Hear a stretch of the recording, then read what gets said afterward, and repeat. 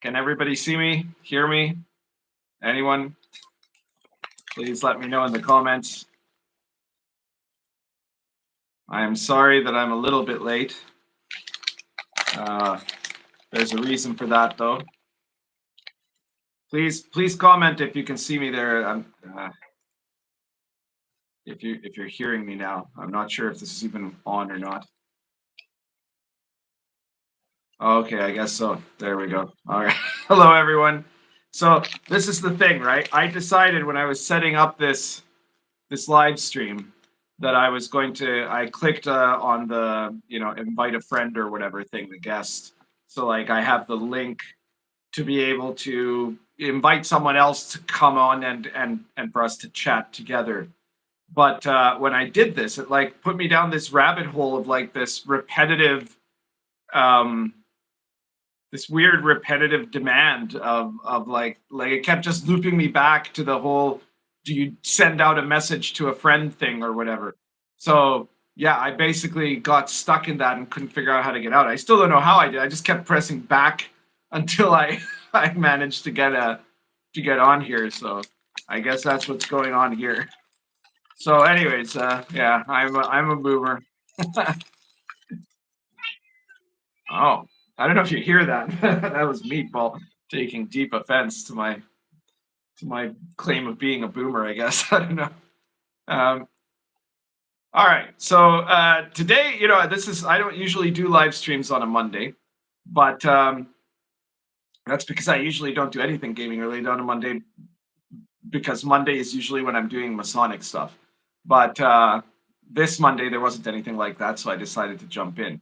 Now, I don't know what the schedules are like. I saw somebody here, Eric C, said this stream is conflicting with another one that I watched. So I don't know if there was like if there's some other gaming thing that has a live stream at this hour, but whatever. I'm here now. You're much better off watching me than whoever the other guy is. Let me just light my pipe here.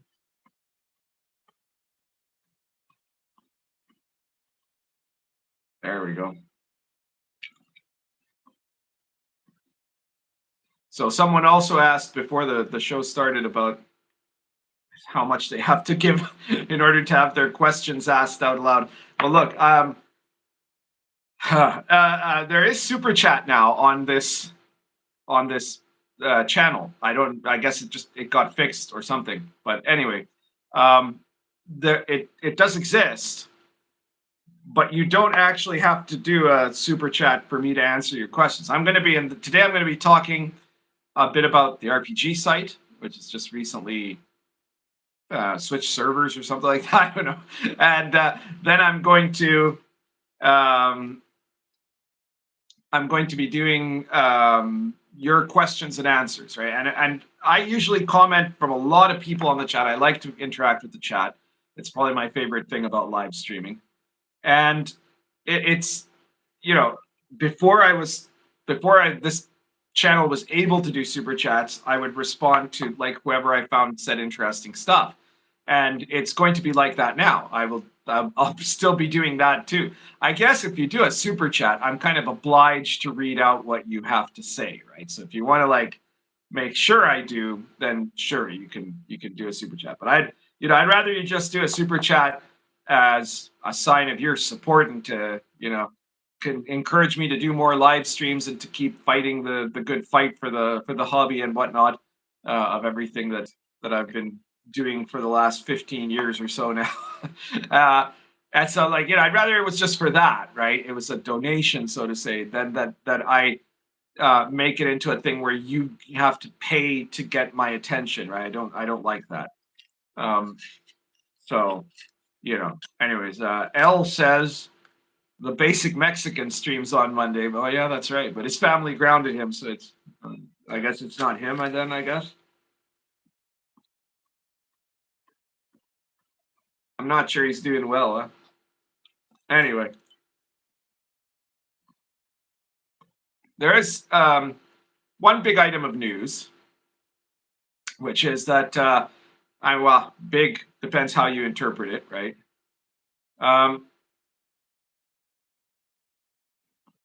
but it's that Ernie Gygax, that is to say, one of the sons of Gary Gygax, is hospitalized, has a heart condition, and apparently he's been re-hospitalized as of today. He's not doing well at all. It's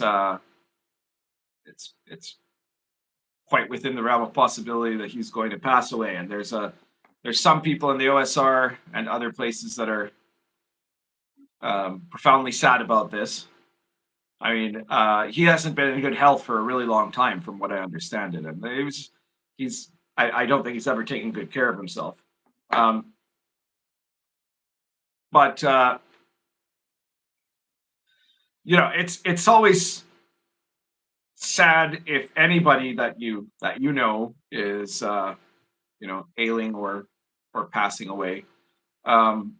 But what I've seen also is some people saying about, oh, he's this living legend, he's this great. Well, no, his dad was a living legend until he died, right? But Ernie Gygax, like, what did he do in the hobby that was not alongside his dad? So he played in his dad's campaign, great, but after that, he largely ended up just using his name recognition to attach himself to, or for people to attach him and therefore his name to projects of theirs. Right? He did that with Benoit Poirier. He's done that now he did again with like TSR, with the new TSR, where he was the Gygax, the token Gygax that was getting paid to be the Gygax, and to grant legitimacy, or a pseudo legitimacy in this case, that went beyond what was really merited just by virtue of having the same name as his father. So I don't know. I mean, compare that to Luke Gygax. Say what you will about his politics, which are not good, but he did Gary Con, right? At least Gary Con is a concrete thing that has been its own, that was its own success, right?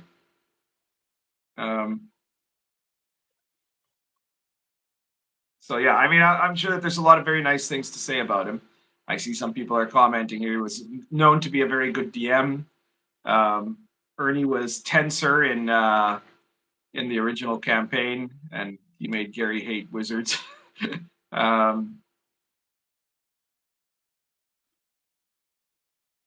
Ernie worked at the Dungeon Hobby Shop. He has history because he's the oldest of the kids.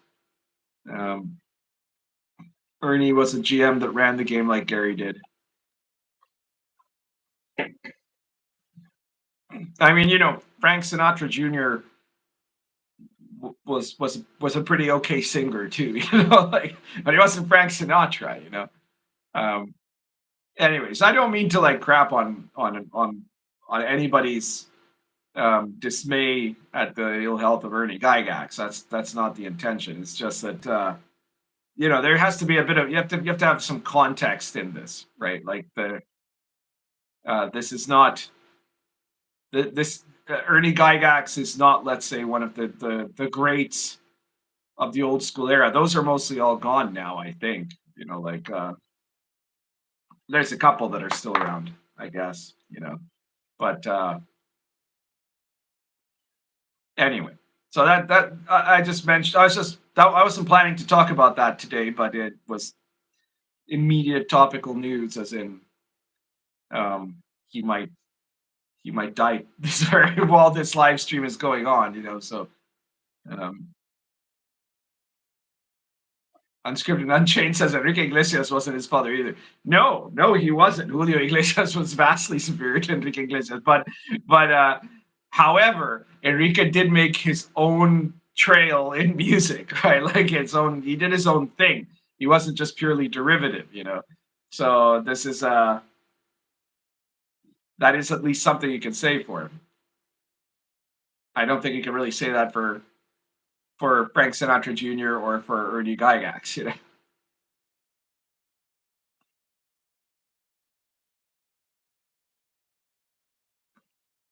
All right. So in any case, I'm I mainly wanted to talk today. My topic of the day is about is something that for some of you older guys that are listening right now, that none of this is going to be really big news to you, but for some of the younger crowd, this is the purpose that I'm doing this here is specifically to get to the younger crowd on this topic, and it is you know, internet message boards.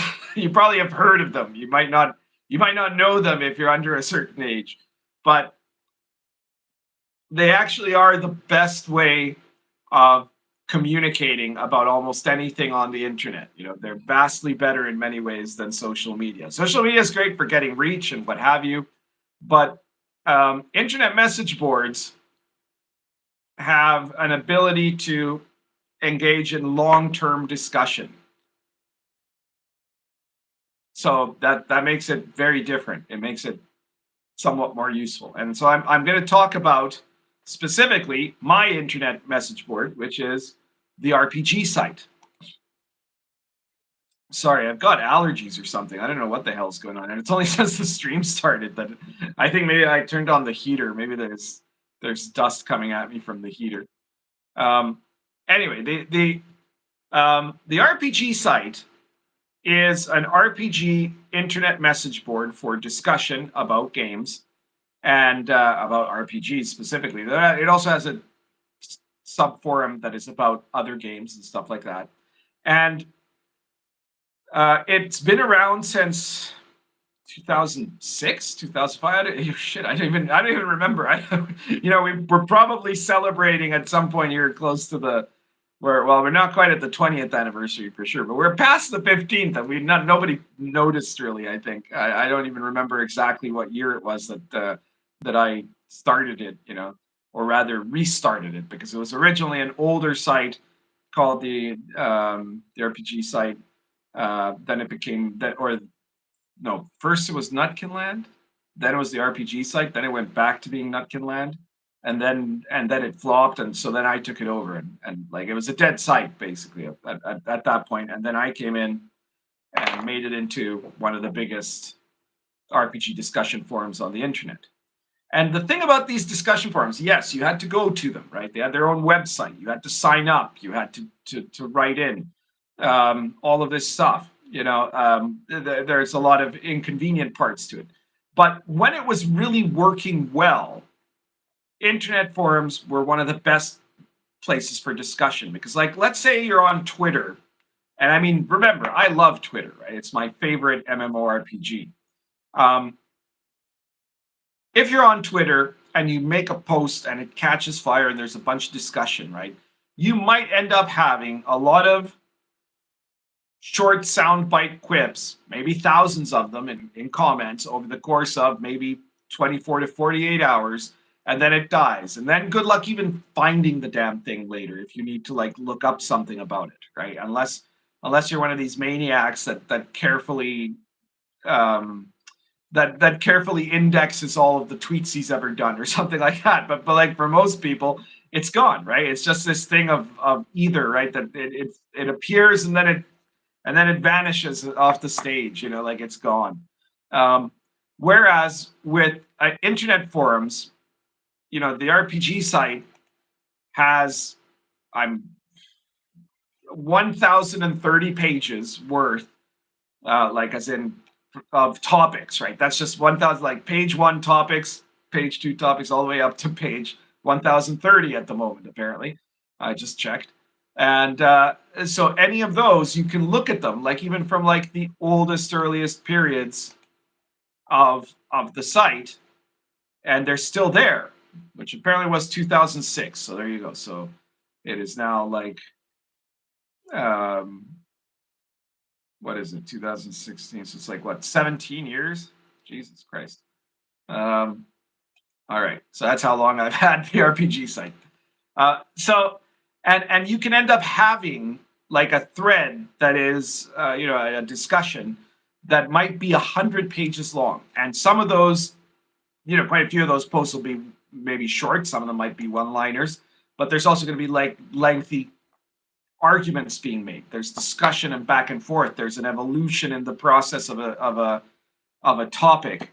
And all of that gives you an experience that is going to be different than anything you can get in either like Twitter or Discord or Facebook, I guess. So who the fuck uses Facebook anymore? You know, but all of these, right? Like it's there's a bunch of stuff that is really useful about it. You know, I'm going to put the link in the chat here, just so you also have a reference. That is the RPG site. I think you should be able to see that in the chat now. So it's very simple. It's www.therepgsite.com.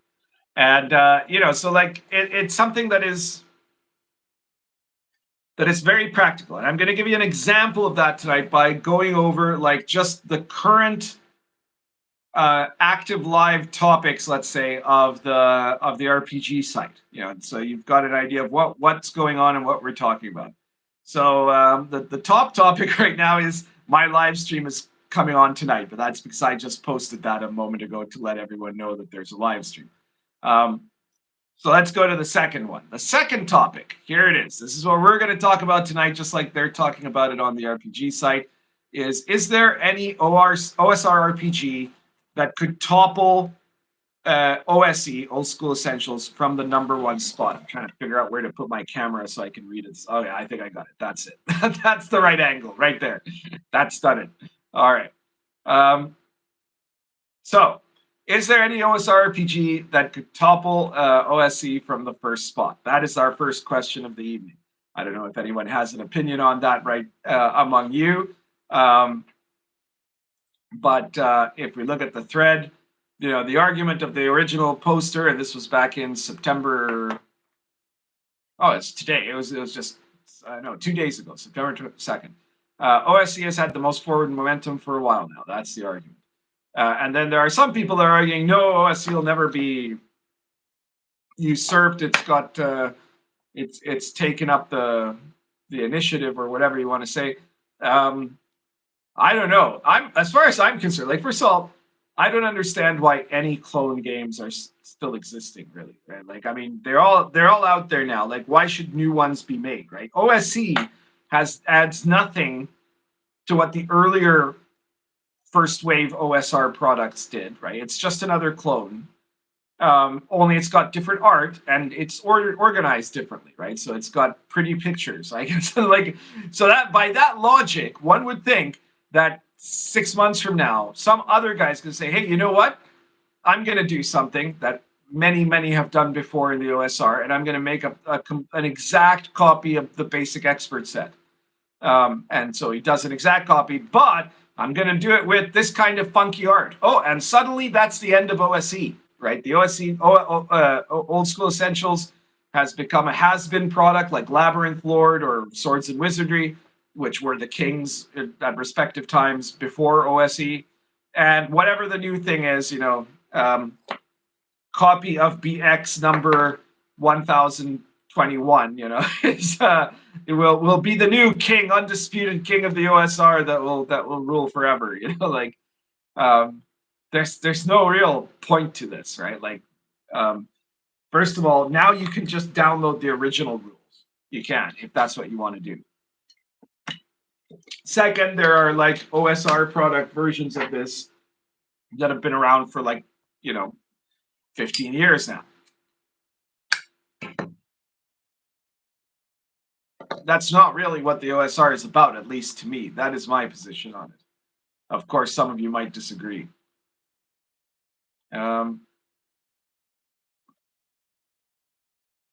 Let's see what the chat is saying here. Totoro Fosho is saying, never seen your face before. Well, you've been missing the last several live streams. I've been showing my face all year.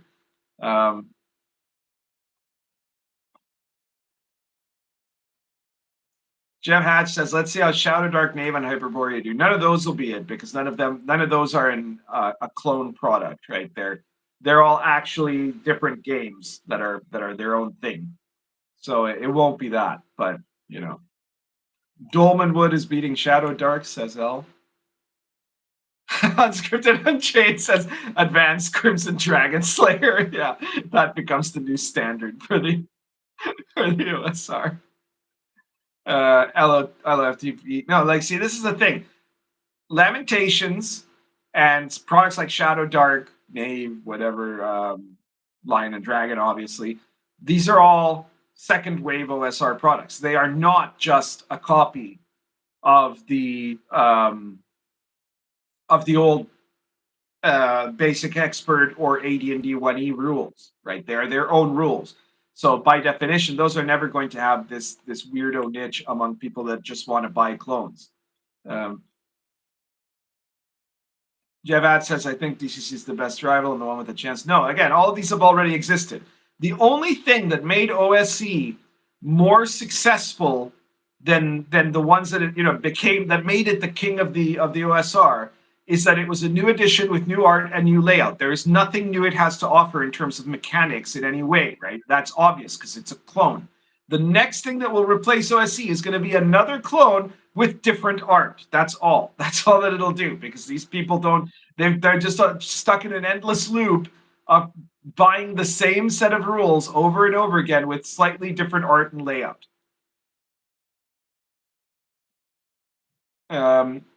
Totoro Mosho says, OSE may end up fading, but I bought it as my introduction to the clones. I think there's nothing wrong with them capitalizing off the trend and then fading. Oh, yeah, there is nothing wrong with it. I mean, as long as there's still suckers that want to keep buying more copies of the same rule set.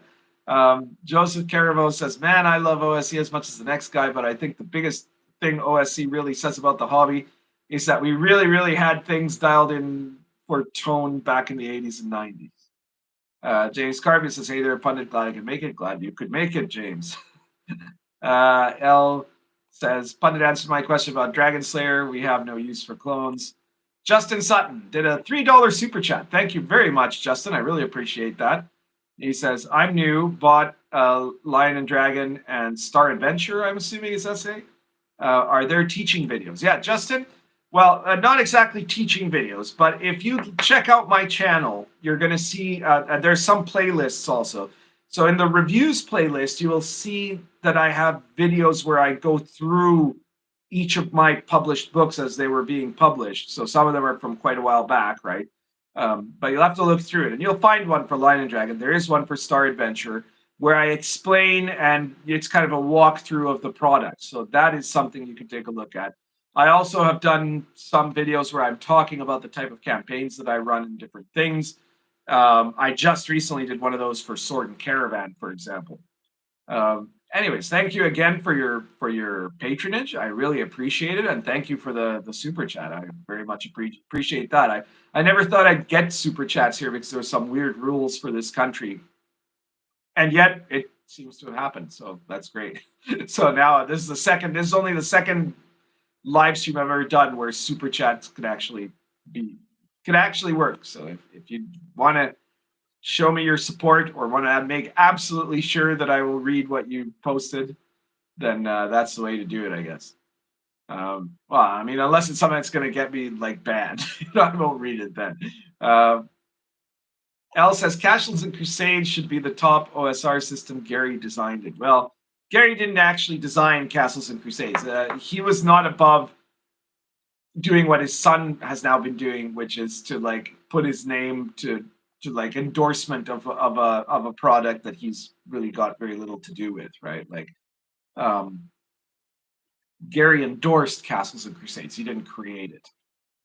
All right, so what else have we got here? Wayne Brack says, WotC is failing. They just haven't hit the wall yet, but they're going full speed towards it. The VTT thing won't be high adventure RPG gaming. It's for video game players. We're not that crowd.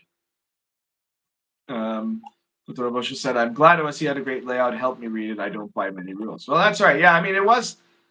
Jeffrey Harris says Jerry Harris says OSE was made for new players, not old school old timers. Yeah. I mean, that is the argument I've heard. And supposedly OSE is very user-friendly for novices to read and understand the rules of, the kind of basic expert D&D or whatever.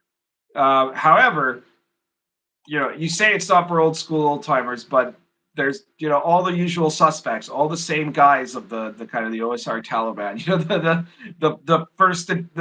The first wave OSR fanatics that only want clone products bought it. They bought it, even though it's like they've already got Labyrinth Lord. You know, it's pretty wild how that happens. So they still purchased it though. Jeff Hatch says, I don't think anyone will want Cedo SE. Okay, well, you might be right. Maybe it'll be the very last of the first wave products, but somehow I doubt it. Wayne Brack, $10 super chat to help buy coffee and tobacco and your wonderful anti-woke rants. Well, thank you very much, Wayne. I really appreciate it. I've got some tobacco going here. I've also got some coffee going here.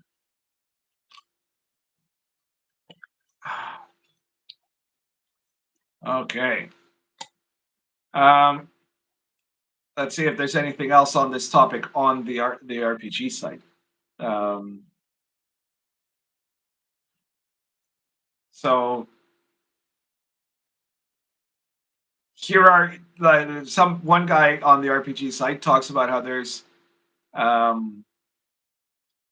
a number of specific products that seem to have near mainstream success in the world of RPGs outside the OSR. Those are OSC, Lamentations, Dungeon Crawl Classics, and Castles and Crusades.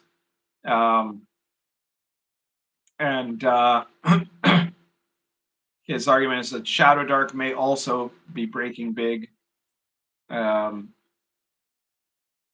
that then there's another number of products that are more niche, like Swords and Sorcerers of Hyperborea, Machinations of the Space Princess, Lion and Dragon, or Stars Without Number. So yeah, well, I guess that is a reasonable description. Like there's a lot of times people will go in, on the RPG site in a thread. They might do like this info dump of stuff that is like contextual. It's not all arguing either, right? There's a lot of so I'm trying to explain to anyone here who isn't, in case anyone's gotten here late, to anyone here who isn't a frequent user of these things, that I still believe that the internet discussion forum, like the RPG site in the context of RPGs, is the best place to engage in serious discussion about the RPG hobby, as opposed to Twitter being maybe the best place to have a lot of fun getting into arguments with people. Like Twitter might be more entertaining. Yes, it's got more bells and whistles, right? But like for content and for like actually learning stuff or actually being able to share stuff and for that stuff to then be preserved in an easily accessible way, there's nothing better than the RPG site and other internet forums. But as far as gaming forums, all the other ones have a tremendous disadvantage, which is that they've destroyed themselves with wokeness. So like the biggest two besides the RPG site are RPGNet and N-World. And both of those became highly, highly woke. And that, I think, is what accelerated the movement away from internet forums. The problem with internet forums is they're usually owned by one guy. And if that guy is, going to push the scales, and almost all the guys do, then it can kind of ruin things. So I think that it very unfortunately, as social media started coming up, people said, well, we're going to go over there, because we have more there's more people, we have more access, and we can speak more freely, right? And of course that didn't turn out to be the case, because almost all social media ended up being heavily censored, right, until the Musk revolution. But the RPG site has always been a free speech site, and so you can end up talking about, as long as it's about RPGs in the main forum. You can talk about off-topic stuff in the RPG Pundits forum, but only if it's a topic that's of any interest to me. So then there's the other games forum where you can talk about other games, and then there's one for like media, so you can talk about TV or whatever. But there's very few rules. There are a few people who get themselves banned, but usually they have to be like coming there to intentionally wreck the environment. So yeah, that's the deal of what's going on there. Let me see here on the comments.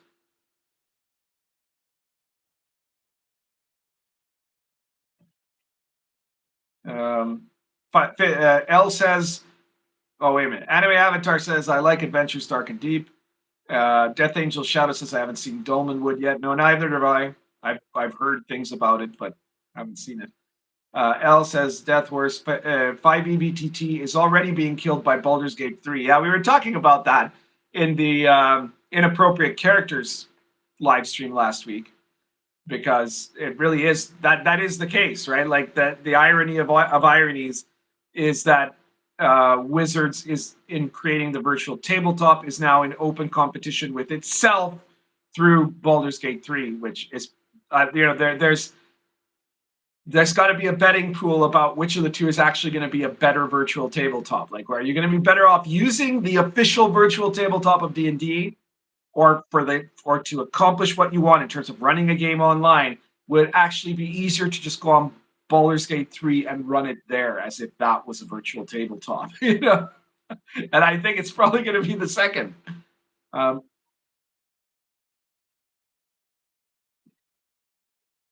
So let's see if there's anything else here. Joseph Caribou says, some of us don't buy all the clones. Yeah, I'm sure some of you don't buy all the clones. I bought OSC because it's what gets run in my traditional RPG club for about half the tables. And it reminds me of Champions of Mystara, my first box set. Well, I did quite like Champions of Mystara.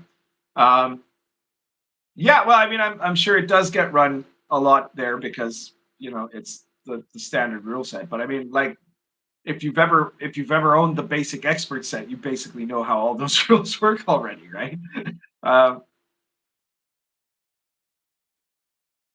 Anyways, the point of wasn't. I'm not saying that OSC is bad. I mean, like, to me, none of the first wave products are good or bad, right? Like, I mean, you could argue that some of them have nicer or worse presentations, but that's it, because they're just copying, pasting rules, right? Like, not literally pasting, but the entire point of them is not to make anything new, right? So, like, obviously none of them are bad. Obviously, also none of them are good. You can't and people. What drives me nuts is when you have people that say, "Oh, well, this basic expert clone is way better than that basic expert clone. Its rules are so much better." Wait, how are its rules better? They're the same rules. There's no difference between them, right? You're just basing it on either novelty or on art or on layout, one of those three things, but not on the rules themselves, because they're all just clones. Yeah. I guess some people might be saying, well, oh, this basic expert clone is way better than this AD&D 1E clone, right? But that's what they're really saying there is, I like basic expert rules better than I like AD&D 1E. Ironcaster says, Shadow Dark went big on the Kickstarter. I'm waiting to see how well it gets adopted once it gets released. Yeah, that's a very interesting question. I don't think it'll become a new mainstream game in any special way. It will clearly be something that will be collected. A lot of people will run it. I don't know if there'll be any especially epic long-term campaigns of it, though. Like, I don't know if it's set up that way. It'll be a game that will get some traction, but I don't think it's going to be like some revolutionary new thing that is going to take over the hobby, because it's not. It's like there's almost nothing original in the book. So the only thing that's original is the particular combination of OSR second wave mechanics that have been that she put into them.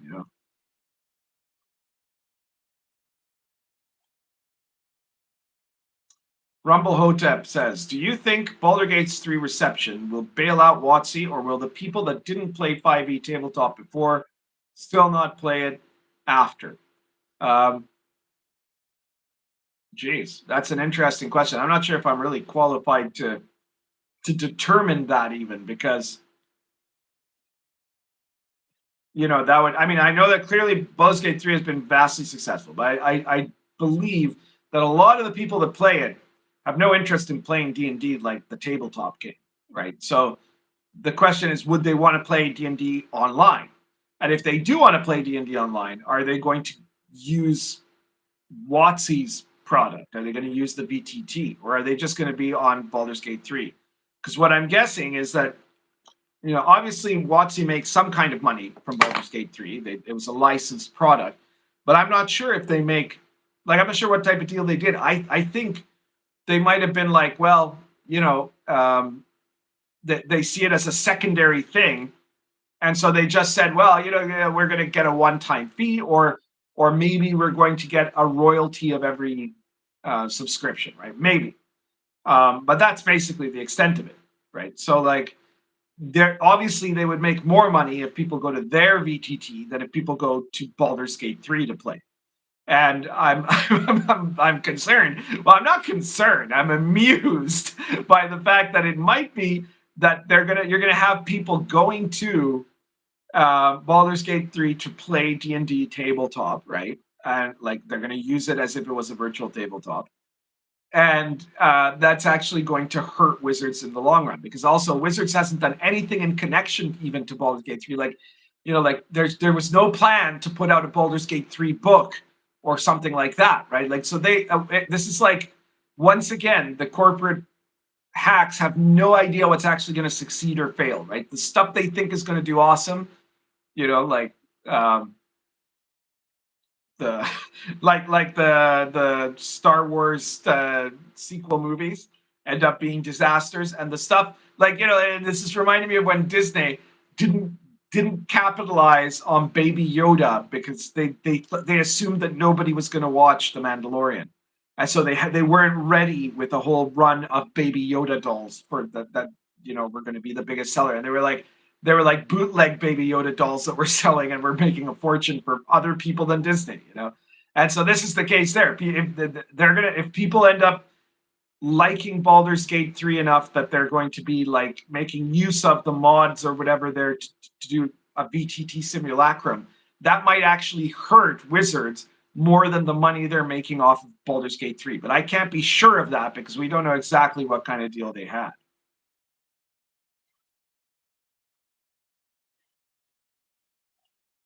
L says, Ironcaster, I'm guessing Shadow Dark will be another giant lands. Well, I don't know about that. I do think it'll depend, because I mean, one of the things is whether you keep having support for it or not. It's not a product. What it isn't is one of these products that are bought exclusively for virtue signaling. Now, a lot of the people that bought Shadow Dark might have bought it for simping purposes, right? But it's still that doesn't necessarily mean that people aren't going to use it, right? It's not a product that you just got it because you wanted to say on Twitter that you got it. But it's still going to be something that you're going to see a few people might get into it, might start using it as a regular rule set, because it is a perfectly functional OSR rule set from everything I've seen about it. But I don't think it's going to become like the next anything, right? It's going to be a successful, but not it's not going to be a hobby changing game, right, for the OSR. In the same way that Lamentations was, for example, or Dungeon Crawl Classics.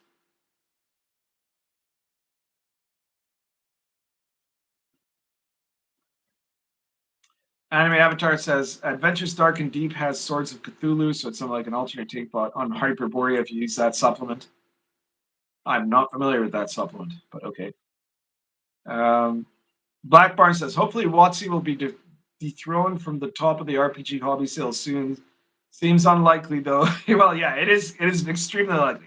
There's only one possible thing that could dethrone WotC, and that is WotC.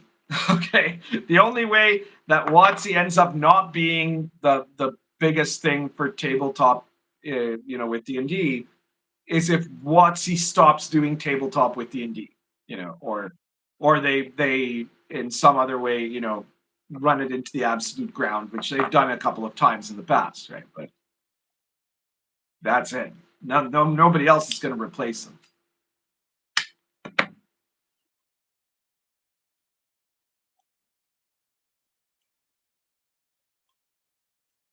All right, what else have we got here? Rational Ginger says Baldur's Gate 3 is overrated. The narrative is not great.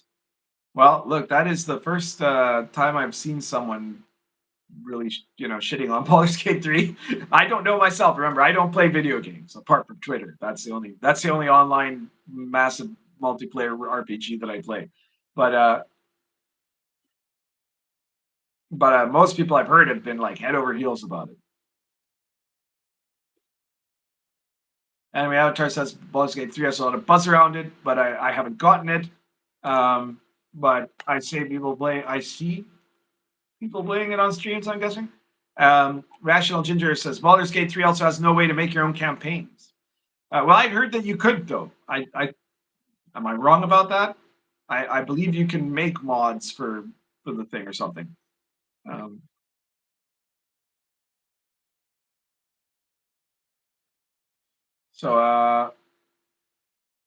Jeffrey Griffin says, I despise gaming on VTTs. It's in person only for me. I've never actually used a virtual tabletop. I have run a couple of online games, but those are like just on, Google Meetups or whatever, and so there's no, and people are just, we obviously we use Theater of the Mind. We don't use miniatures, so we don't have any kind of we don't need any kind of tabletop thing. If there's mapping, it's some player who's mapping it himself at home. Dice rolling are done either, on camera or with a random result generator or whatever. And that's basically it.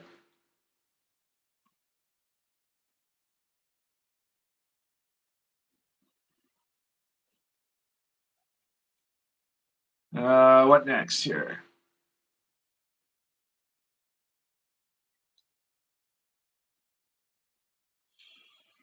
Death Angel Shadow says, for me, a VTT is a tool to be used primarily for in-person games, but it did come in handy when one player is hundreds of miles away. I never heard of that, a bit being used in in-person games, but fair enough. I mean, I use the Crawler Companion by, what is it, Purple Wizard Games, I think it's called, which is ostensibly for DCC, but it's also a really good dice roller for any OSR product.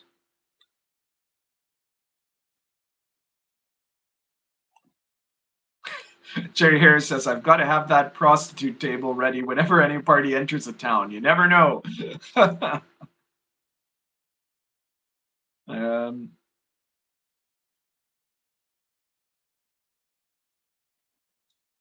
Moldving says, aren't many of you one, I think it means your own games open to the same criticism? I don't know if that's a question for me, and I don't know which criticism it is that we're talking about, but please let me know. If you want to explain that further, Moldving, if it is a question directed at me, I'll be glad to try to get a crack at it. Anime Avatar says, I'm an old obsolete man that Kyle Brinks wants to leave the hobby as soon as possible. LOL. Yes, everyone remember, Kyle Brinks has still not had his wish of being kicked out of Wizards of the Coast. We should all keep trying to remind everyone of that so that he eventually gets his wish. L says, no designer today will be remembered in 50 years. Without new material, all OSR games will be forgotten. I'm not so sure about that. I mean, we're now at 50 years of RPGs, and there's a ton of old RPGs that continue to be remembered. There's a ton of RPGs from every decade that are remembered, right? There's a ton that are forgotten, you're right, but there's loads that there are people that are that have never stopped being played, and then some that maybe aren't played very much at all anymore, but that are still fondly recalled by people, maybe because they were flawed gems, you could say, or maybe because they were very much products of their time, like stuff like Feng Shui, the RPG, and what was that, Shadowrun, and so on and so forth. But I mean, I certainly think that I think, for example, for one thing, that 50 years from now there might still be an OSR, because the OSR has a set of boundaries, and then within those boundaries a limitless range. So it's entirely possible that there might still be OSR products be made 50 years from now. I'm probably not going to be the one making them by then, but I'm hoping that some of my books will still be enjoyed by people and referred to by people.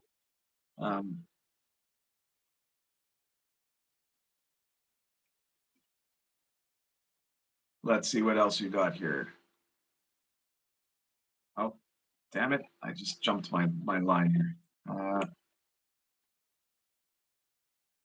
Aldron Jadiki says, I started with chainmail. Well, yeah, he says more after that, but as soon as he started, I started with chainmail. That's a grognard bragging.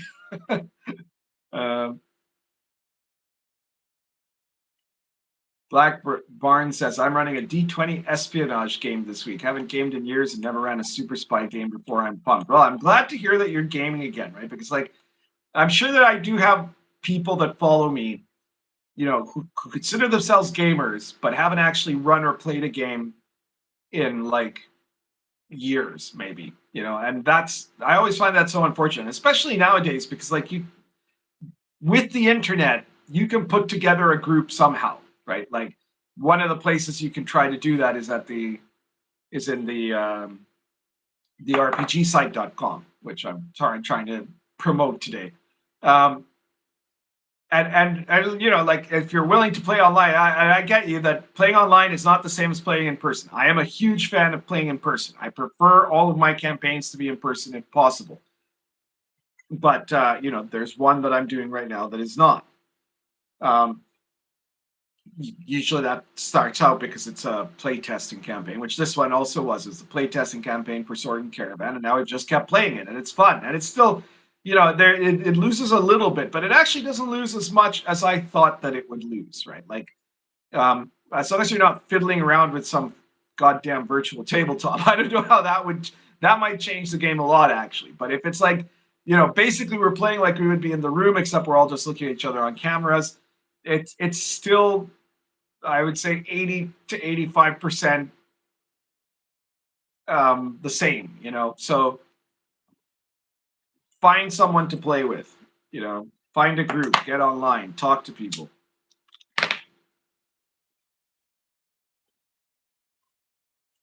I mean, I could tell you also, because I know that there's some people that write stuff for RPGs that have not played in years. And let me tell you, if I was not running, well, I'm running 4 games right now, right? I'm running 2 games a week, every alternate week. And I probably don't have to run that many, right? But if I wasn't running any games, I'd be a really crappy designer too, because you don't. There's something about actually engaging in the hobby that means you're going to make better products. Otherwise, it's very easy to slip into making games that aren't for playing, but are for showing off your writing, or for a reference book or something like that. But if you're running a game, when you're writing a game, then the game you write, you're going to be thinking about, how can I use this when I'm the DM of this, right? And then it's going to be a much more playable game.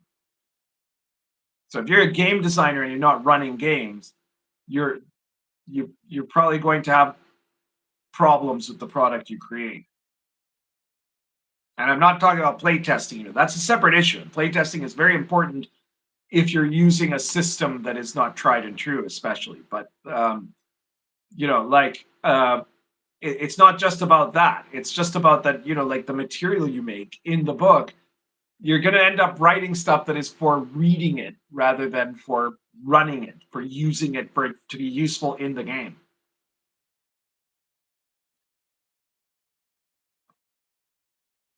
Sadwings Raging says, got to sleep and sick for a week. Oh, well, get some rest, Sadwings.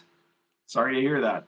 Unscripted Unchained says, no OSR game is going to topple 5e unless Watsudu throws itself. Yes, that's right. Jack Elmy says, I find it curious that Hasbro would let one of their properties be used in an R-rated way, talking about BG3. Well, Jack, there are executives of Hasbro who have basically made it very clear that they don't believe that Hasbro should be a children's company. And, that sounds insane, right? But that's what they don't really want to sell toys to kids. That is not their goal. What they want is to make products that are going to be appealing to adults, specifically kind of millennial adults, probably childless, who are going to want to buy a bunch of collectibles because they have disposable income, right? That is their goal. So they're essentially they're saying screw the kids. They don't make us enough money anyways, and we don't get to virtue signal in the right ways by making toys for 4-year-olds, right? What we want to do is make a toy for a 35-year-old that will be ironic, and it'll be, oh my god, so random, and it will be something that will remind them about diversity because they need to be reminded, and so that they can also show it off, so that they can show that they're being more aware about diversity than their neighbors, and definitely their neighbors won't laugh at them for that. That's what they want to do. So yes, Hasbro. I mean, I have zero surprise that Wizards of the Coast has no problem with a product where you could end up having sex with a bear, right? Like where's what is it called? Zoophilia, I guess, where zoophilia is accepted, and encouraged even. So like that is completely par for the course for the people that are currently running our civilization,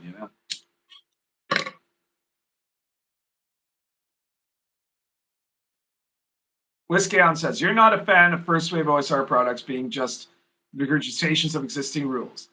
Aren't second wave products mostly the same thing of being just rehashes of BCMI or AD&D? Well, no, that is the difference between the two.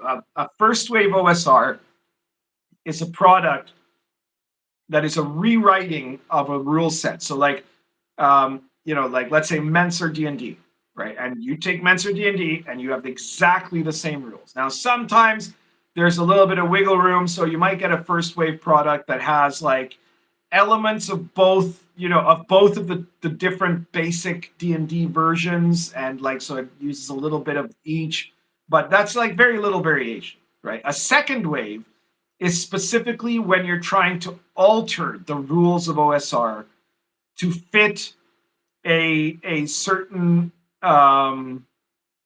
aesthetic goal, let's say, right? So one of the earliest second wave, probably the earliest second wave OSR book is Lamentations of the Flame Princess, where the goal was to make it to take the D&D rules, which were started out roughly as the basic expert rules, and rework them into a much grittier system that is much more apt for this kind of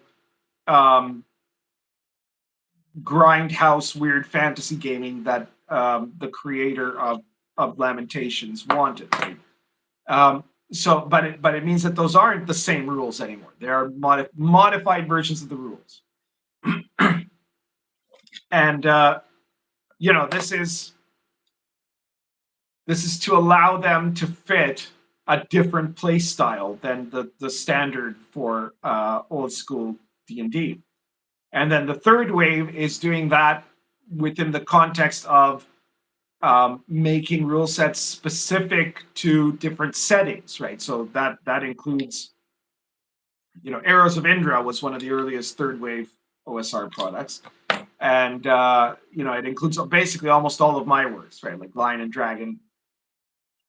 Almost everything I do is fundamentally third wave, right? And then other people's stuff like Operation White Box, right? Which is like OSR rules for running commando raids in World War II. Anything that's in a genre other than fantasy is going to be probably third wave, right? But that means that you're making original new stuff, Rational Ginger says, "Oh, you can make mods for BG3, but there's no campaign maker." Okay, I'm not sure what the difference is between those, but I also don't really care, so because I'm not into video games.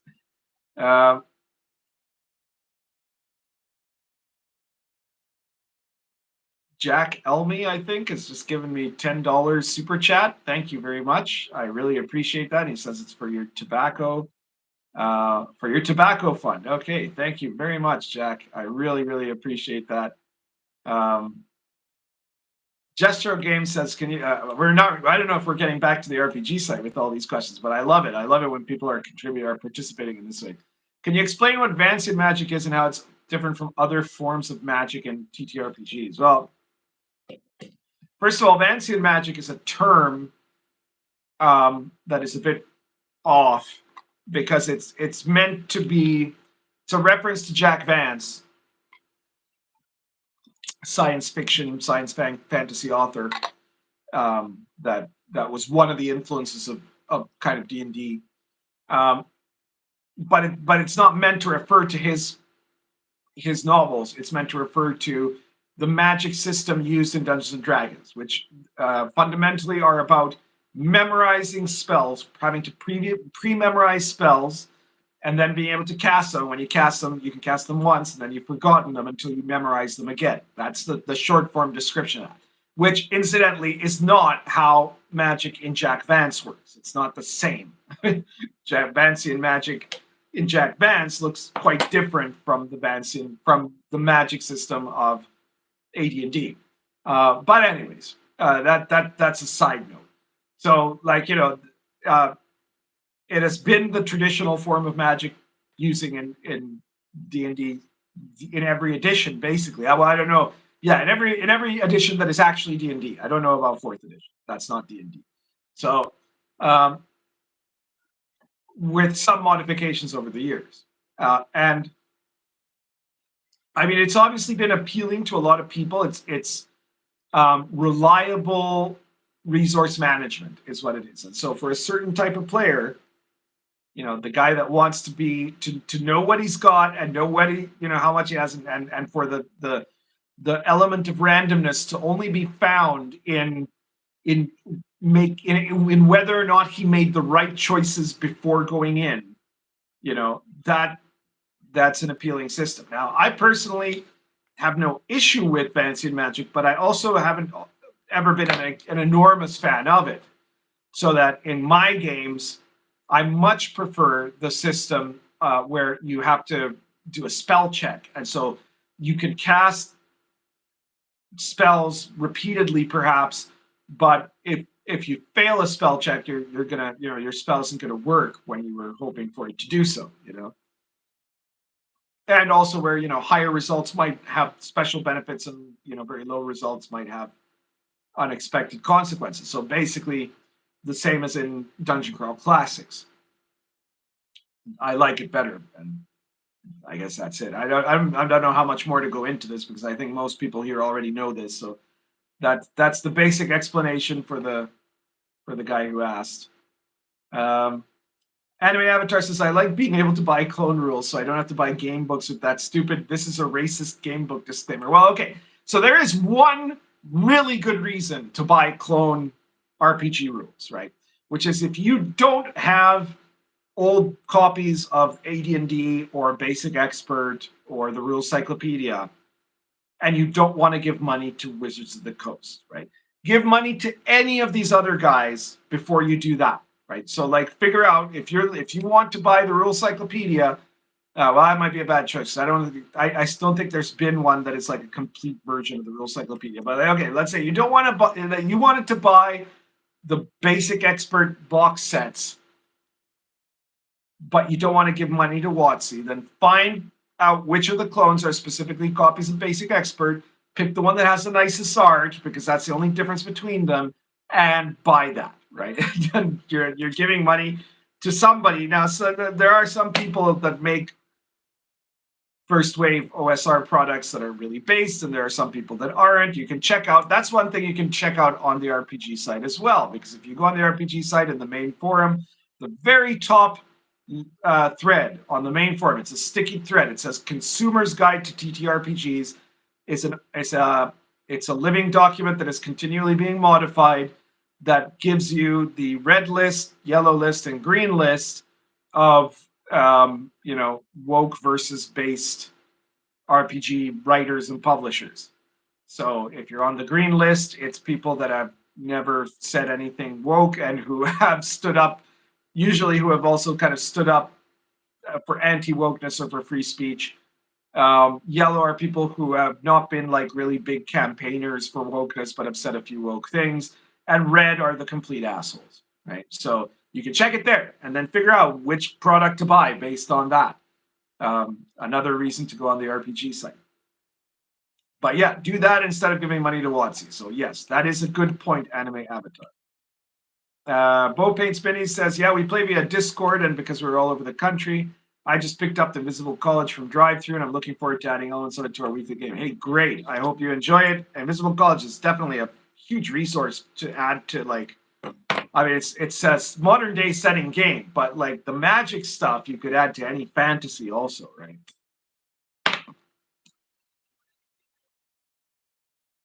Let me see here. Totoro Fosho says, when the Shadow Dark Kickstarter launched, I thought I was taking crazy pills. OSE with torches going on in real time, which is dumb. Made literally $1 million.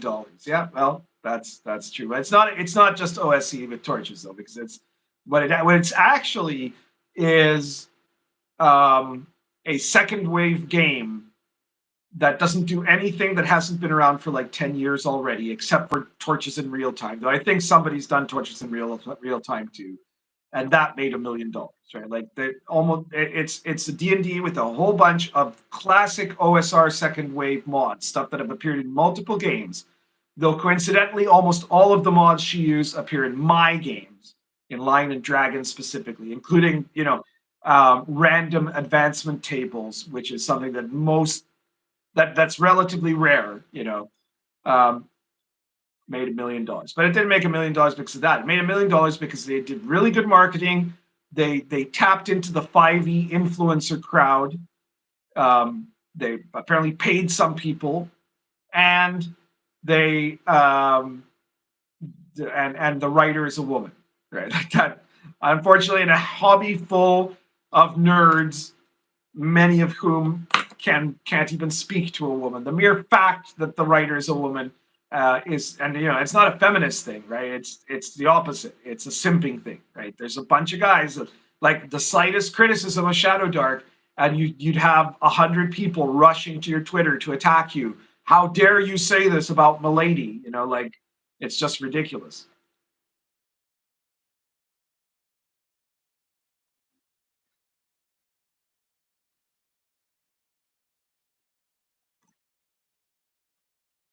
Totoro Fojo says, your channel was the first I saw being sober about Shadow Dark. I was like, what? Because she's a woman? Well, no, it's not because she's a woman. I mean, she's part of her success is because she's a woman. I don't care whether that she's a woman or not. What I care about is that her product is largely derivative, and that it's an example. It's a danger to the OSR to make influencer culture more important than designer culture. Okay, and we saw that proven again later with the whole thing about the basic expert and the Bro SR, right? Where the guy who is fundamentally a YouTube influencer over and above being a designer. I know that he's now designed games as well. I'm hoping that as he designs more games and as his income depends more on games than on his YouTube, he might grow and change, right? But the game designer priority is going to be different than the priority of a guy who sees himself as mainly a YouTuber, right? And part of what Shadow Dark did is it tapped into all of these YouTubers that do not produce games, but that only, their living is about talking about games, and worked that whole marketing angle. And that's something that's normal in 5e, but completely alien in OSR. It's not something that used to happen in the OSR, but now it's starting to happen.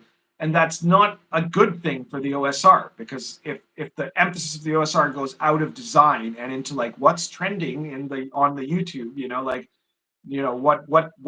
what are people showing off in their brand? As soon as you've got people talking about the brand, you've got a real problem there. And so I was objecting to it on that basis, on that, like, you had dozens of videos that were exactly the same. There were people saying exactly the same things. There are people and it was all unflinchingly positive about Shadow Dark, because that's the influencer culture. because they know, okay, so we're going to build up this whole mass of fans of this product they're going to subscribe to our channel. We're going to, it's about this kind of mutual process of being part of the cabal of the influencers, and then, it doesn't actually tell you anything about the product itself because they're always going to be unflinchingly positive. And most of them weren't paid for it. Some of them apparently were, but most of them weren't. But the payment is of a different kind. It's like part of this expected element of like this mutual support stuff, right? That they're a racket, The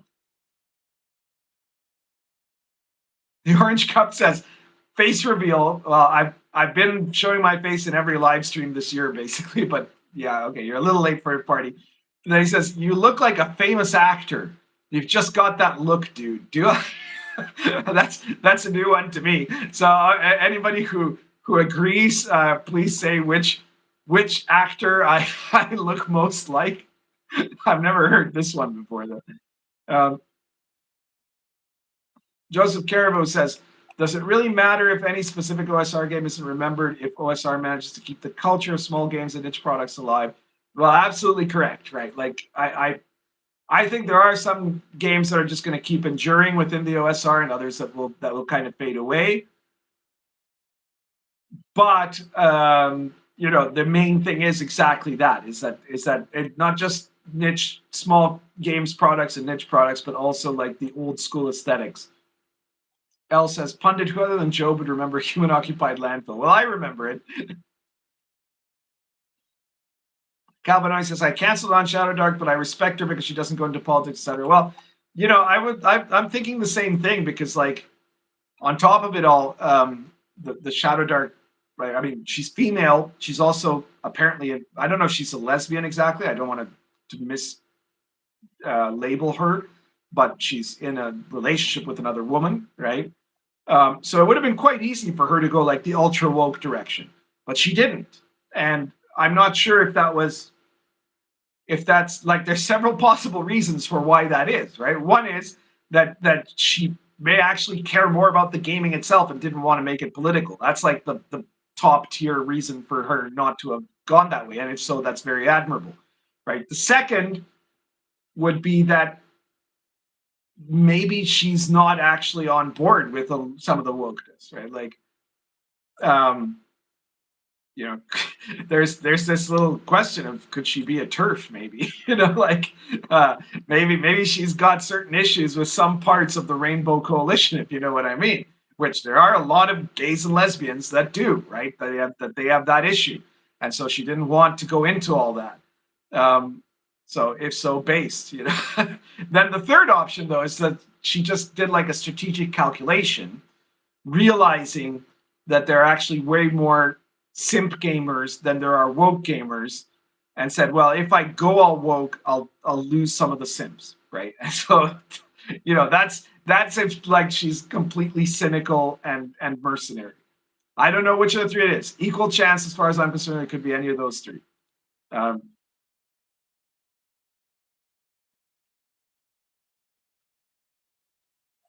Dr. Moshe says, I discovered the OSR through YouTube and saw all these philosophy videos about how it's different from modern games. Then I found Grognards to play with. It was like slow motion Pathfinder. Well, you can actually have very fast motion OSR gaming. You can have OSR games that are like just dungeon crawling, right? And you can also have OSR games where hardly any dungeon crawling happens, right? Like my Sword and Caravan campaign right now has been like this kind of urban adventuring, but a lot of it is like what I call picaresque, right? Like they're traveling from place to place, finding weird things, getting involved in weird stuff. Like just in the last session of my Sword and Caravan game, like the party's in two places right now. Half of them are still in Baghdad, and the other half have gone off to a little town a couple of days away from Baghdad called Baqaba. And the ones that went to Baqaba were kind of bored, and they were looking for what to do in town.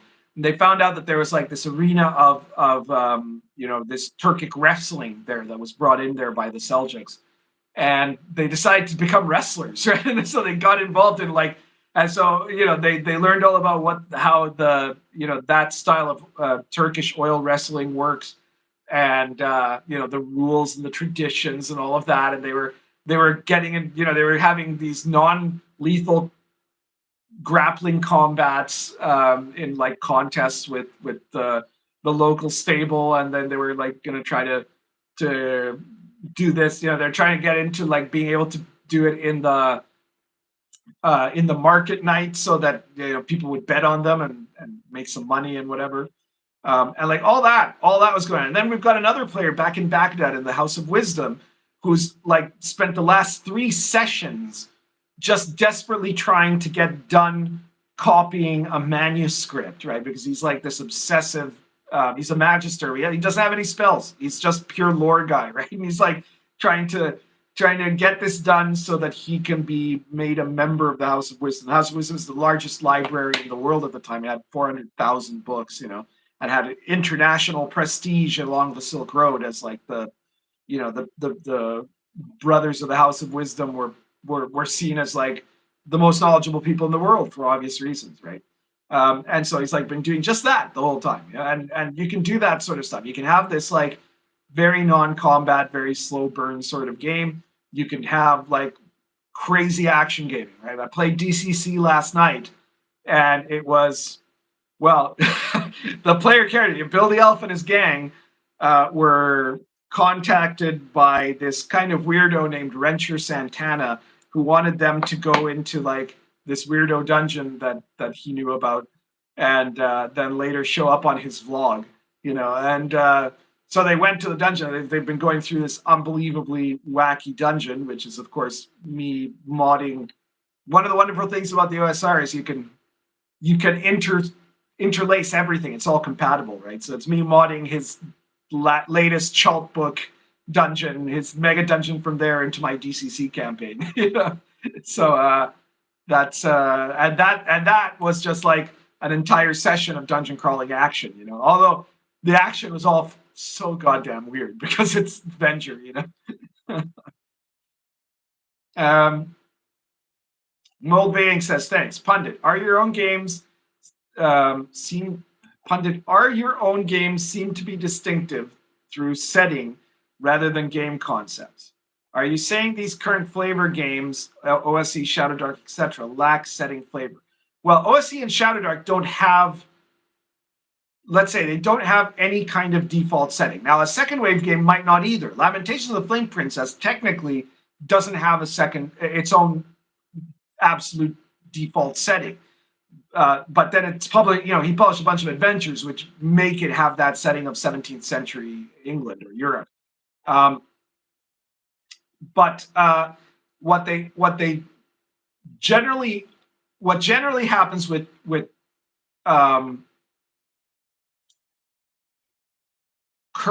current flavor games is that the setting, there's never been a top tier OSR game like the ones that are like the one that everybody's talking about, where the setting default has not been generic fantasy in the D&D style, right? And that's what OSE was, that's what Sword and Wizardry was, that's what Labyrinth Lord was, all the really successful clones, because that's what they do, right? Shadow Dark is not a clone.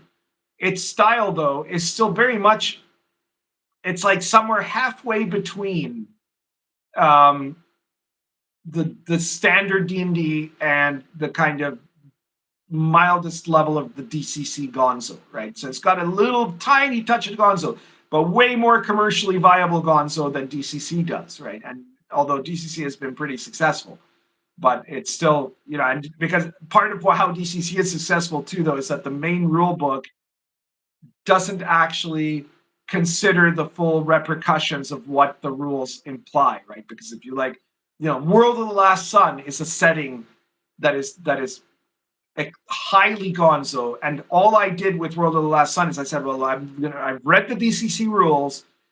A world where those rules made sense would have to look like blank, and that blank is World of the Last Sun. It has to look completely batshit, right? So it's because the rules are so batshit, right? But instead, what they've done is they've made more mainstream sort of adventures for it than it really ought to Merrick, But yeah, I mean, there isn't a lot of setting flavor in either OSC or Shadow Dark.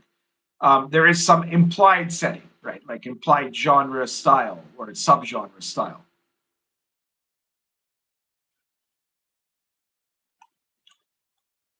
Let's see what else. I'm probably way behind at this point.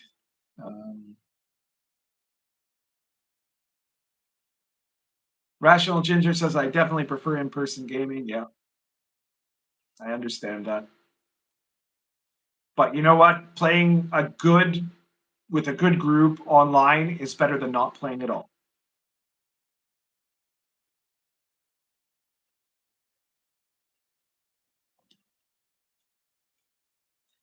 Good news for me, I guess, is that I'm never going to have this problem. Right? First of all, because Uruguay has a lot of gamers. But let's say for some reason I just couldn't I couldn't play in person anymore. I don't know. Let's say I moved away or something, and I ended up in Podunk, USA or something, and there's no gamers anywhere within 100 miles of me. Because I'm the pundit, I could say, hey, I want to run a campaign of whatever and have like 15 people applying. Every time I've done that so far to look for people wanting to play one of my playtests, it's just been a deluge of people applying. Rumble Hotep says, but do you take the bear to the prom?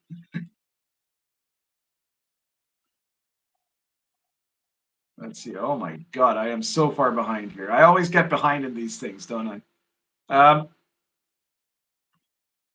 Let's see here. Moldbase says, I believe that rules should be downstream from setting. People complain that the rules should determine the setting, which I cannot understand. So you're saying that the setting should go first and then the rules? I think in general, that's something I agree with, right? Like, I mean, I made Lion and Dragon by first making, I started a Lamentations campaign for Dark Albion, which I came up with before I had a system, let's say. And then gradually we started changing the Lamentations rules increasingly radically as we realized that the Lamentations rules did not do enough to make it the right type of medieval authenticity that Dark Albion would be ideal with, right? And so then the rules came out of the setting. But sometimes you can do it the other way. You can say setting comes out of rules, like one of the things about Mystara as a setting for TSR, which is very interesting because people tend to think of Mystara as just this ridiculous hodgepodge. But Mystara has a very unusual quality in that it is an intentionally created setting, and it's a setting that was very clearly done to reflect the rules of the basic expert companion sets, right, and master sets, so that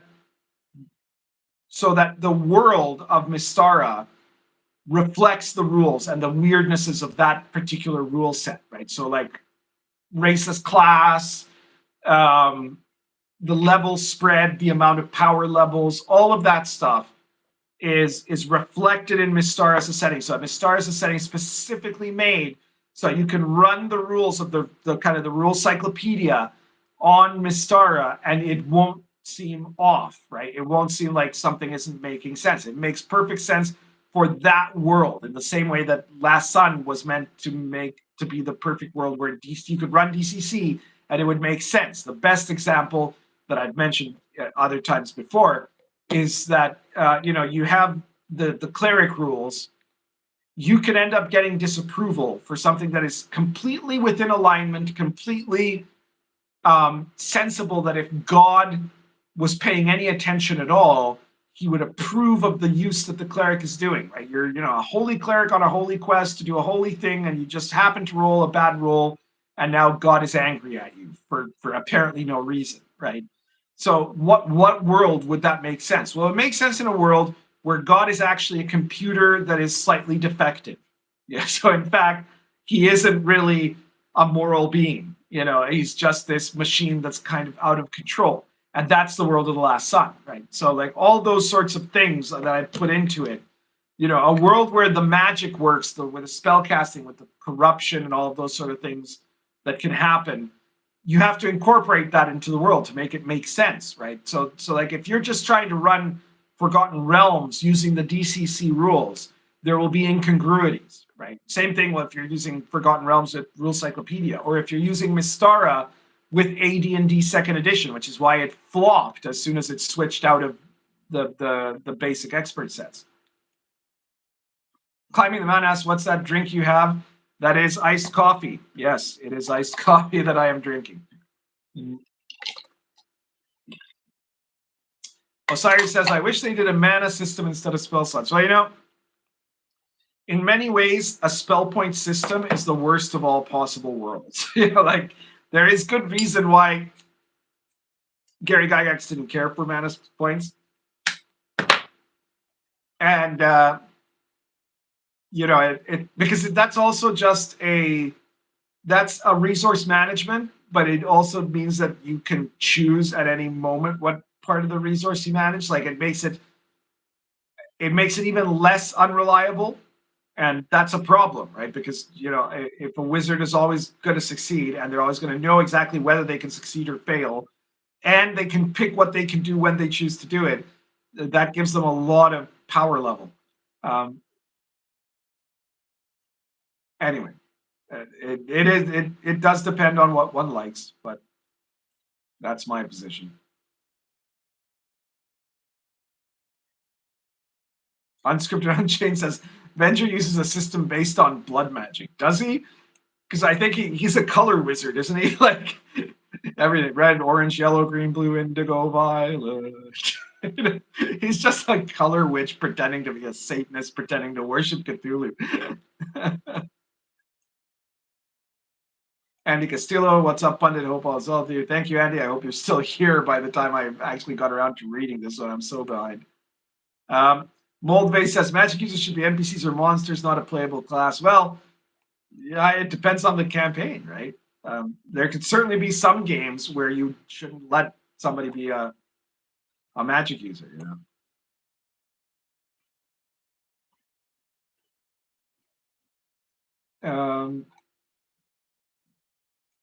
Resiel says, I noticed Questing Beast is not on that list. Would he stay out of the red section?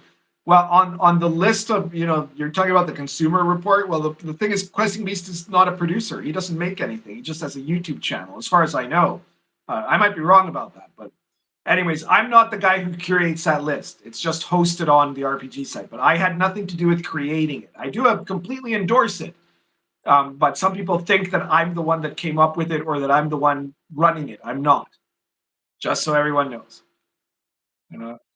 RPGPundit says the new version of Drive-Thru RPG is insufferable and terrible. When did a new version drop? Have I been not paying attention? Is there a new version just today or something? Because I thought I looked at something on Drive-Thru a couple of days ago. What's different? What's changed? I'm looking at it right now, and it looks like pretty much the same to me. Except it's taking a long time to load up. Try to reload this. No, it still looks. It looks pretty much. I mean, unless has it changed? I don't know. Osiris says, "Hey, Pundit, I'm making an alchemy system for D&D. Do you have recommendations or suggestions?" Well, you know that I did a whole section on medieval alchemy in Lion and Dragon. So if you don't have Lion and Dragon, you might want to pick that up. Or if you do have Lion and Dragon, you might want to check it. If that's the kind of alchemy you're talking about. Corey Simrock says, do they know she's a lesbian? I presume about the lady that did Shadow Dark. Well, I don't think that's going to discourage any of the Sims. That's never a problem for them. Unscripted Unchanged says, simming for Shadow Dark is nowhere near what it is for Ginny D. Yeah, well, that's true.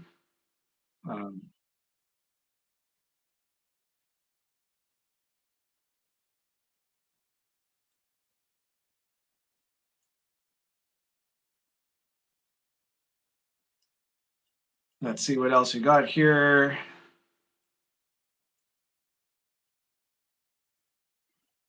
The Cabal of the Influencers sounds like a campaign name to me. Black Barn says, core of the issue is there's no competitive rival to D&D. There's no Rolling Stones to the Beatle, no Pepsi to Coke, no Star Wars to Star Trek.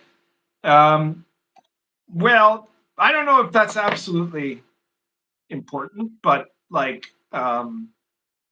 there has been on several occasions in the past, right? There have been multiple times when D&D had one single competitor. What would be better would be if D&D had several medium-sized competitors, right? Like there wasn't anything especially healthy to the hobby about D&D being directly in competition with Vampire or D&D being directly in competition with Pathfinder. Those are the two biggest cases where they did have a direct competitive rival. But like the times when the hobby was really solid was actually when there was like D&D, and then there was like also GURPS and Call of Cthulhu and FASA, Star Trek, and MERP and Rollmaster, and like there were all of these other games that had a sizable crowd of people playing them, even though none of them came out anywhere quite close to D&D, but that there were multiple options of rivals, let's say. Mulvang says, "Can you please sing Old Man River as deep as possible?" If that was a question that was being asked of me, I'm going to say no to that. Thank you very much. Totoromoshi says, "Yeah, I thought the same thing. Face looks like a famous actor or director." Okay, the pipe and the scarf are part of it. You know, people keep thinking that this is like a costume, but it's not a costume. It's winter here. I'm wearing the scarf because it's winter. I wear a professor's jacket complete with this because I'm a professor. Well, I used to be, and it's just kind of my style. And I smoke a pipe all the time because I've been smoking a pipe since I was 18. This is not like some of these YouTube personalities that they have a special dress up or a persona that they put on. Like this is just me. You could ask people that know me. Ask Bill the Elf. I dress like this when I go to his house, right? It's like the same thing. Unscripted Unchained says, your first face reveal was on my channel. Yes, that's right. Yeah, that's actually true. I decided to do it. I said, well, screw it. It's just because it didn't matter anymore. Justin Sutton says, you look like Adam Savage from Mythbusters. I've never really watched Mythbusters, so everybody else can say whether they think so or not. Calvin says the Shadow Dark Lady has played with plenty of the old gamers in their life. Yeah, well, because she's from Wisconsin, right? So she gamed with like a lot of the TSR people when she was young, back in the 1990s, right? Like so, she knows a lot of the actual OG old schoolers. What she doesn't know is most of the OSR people. She knows OSR because of like Gary Con, which she goes to. But she isn't part of the OSR design crowd. Like the first time they mentioned Shadow Dark and they mentioned this woman, I was like, who the hell is this? Right? Like I had never heard of her. Why? Because I don't go to Gary Con, and so I don't hang out with that crowd.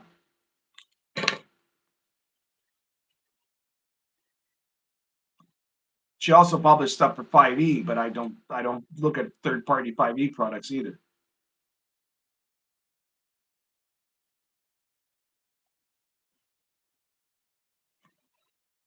L says, there's a sad truth. The OSR is less about old school gaming and just selling Soulja Boy emulators for half-baked designers. I'm not sure what that phrase even means. Old school players play old school games, not all the clones. Well, I mean, there are some people who are literally old school players, like I said, that have been there since old school, like I have. But this isn't the case for me, though. But some of them, they played AD&D first edition, or second. Some of them have switched to second, and they've been playing that for 30 years, and that's the only campaign they run, and that's it. So yes, that's true. There are those people. They exist. They're kind of irrelevant to the rest of the hobby because they live on a little island somewhere inside the hobby, like you know, those Japanese soldiers that never found out the war ended or something, right? Like they're just doing their own thing and have no interest in being part of the rest of the hobby, and that's fine for them, right?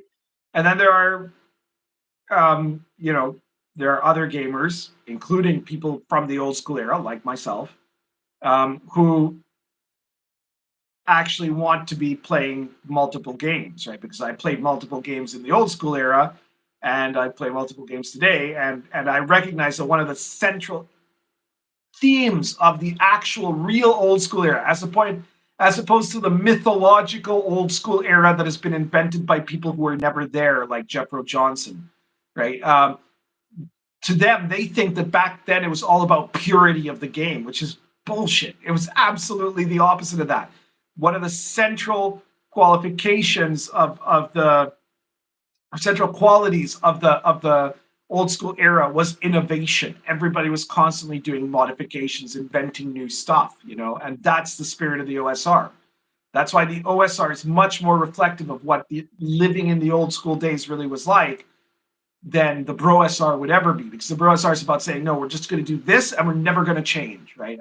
And this, by the way, is not actually how they did it back then. It's some lunatic's fantasy of how he wants to imagine they did it back then. Yeah. So let's see what else here. Jeremy Griffin says, Rancher Santana, really? Lol. Well, you know, Bill the Elf puts the audio of all of our DCC games on his channel. I don't think this one's up yet. It's just we just played it yesterday. But when it comes up, you'll get to see the, you know, me playing Rancher Santana in action, you know. There's quite a bit of in-joking going on there for sure. Osiris goes, hey, Pundit, are you planning on just making a high fantasy kind of thing? I would like to see you try your hand at that kind of Ed Greenwood Forgotten Realms stuff. I would play in that. Well, okay. I was going to talk more. I was really hoping to get like, I had this in my head that I was going to make like, that I was going to talk about every subject that is on the RPG site main page right now. But clearly that's not going to happen, at least not any in detail topics. So I'm gonna finish listing what is on the front page of the RPG site, the main RPG page right now. So you guys get an idea, those of you who aren't on the RPG site, get an idea of the sort of stuff that you can just talk about on there. And I'm going to mention how many pages each one has so far. There isn't any really gigantic one in the front page, right, on the first page at the moment. But so here we are. So the first one was, is there an OSRPG that threatens to topple OSC from the #1 spot? That one has 3 pages. Second, my live stream thing. That's just me having posted a notice. Third, is there really a market for RPGX retro clone? That's 4 pages long. And what it's talking about is like,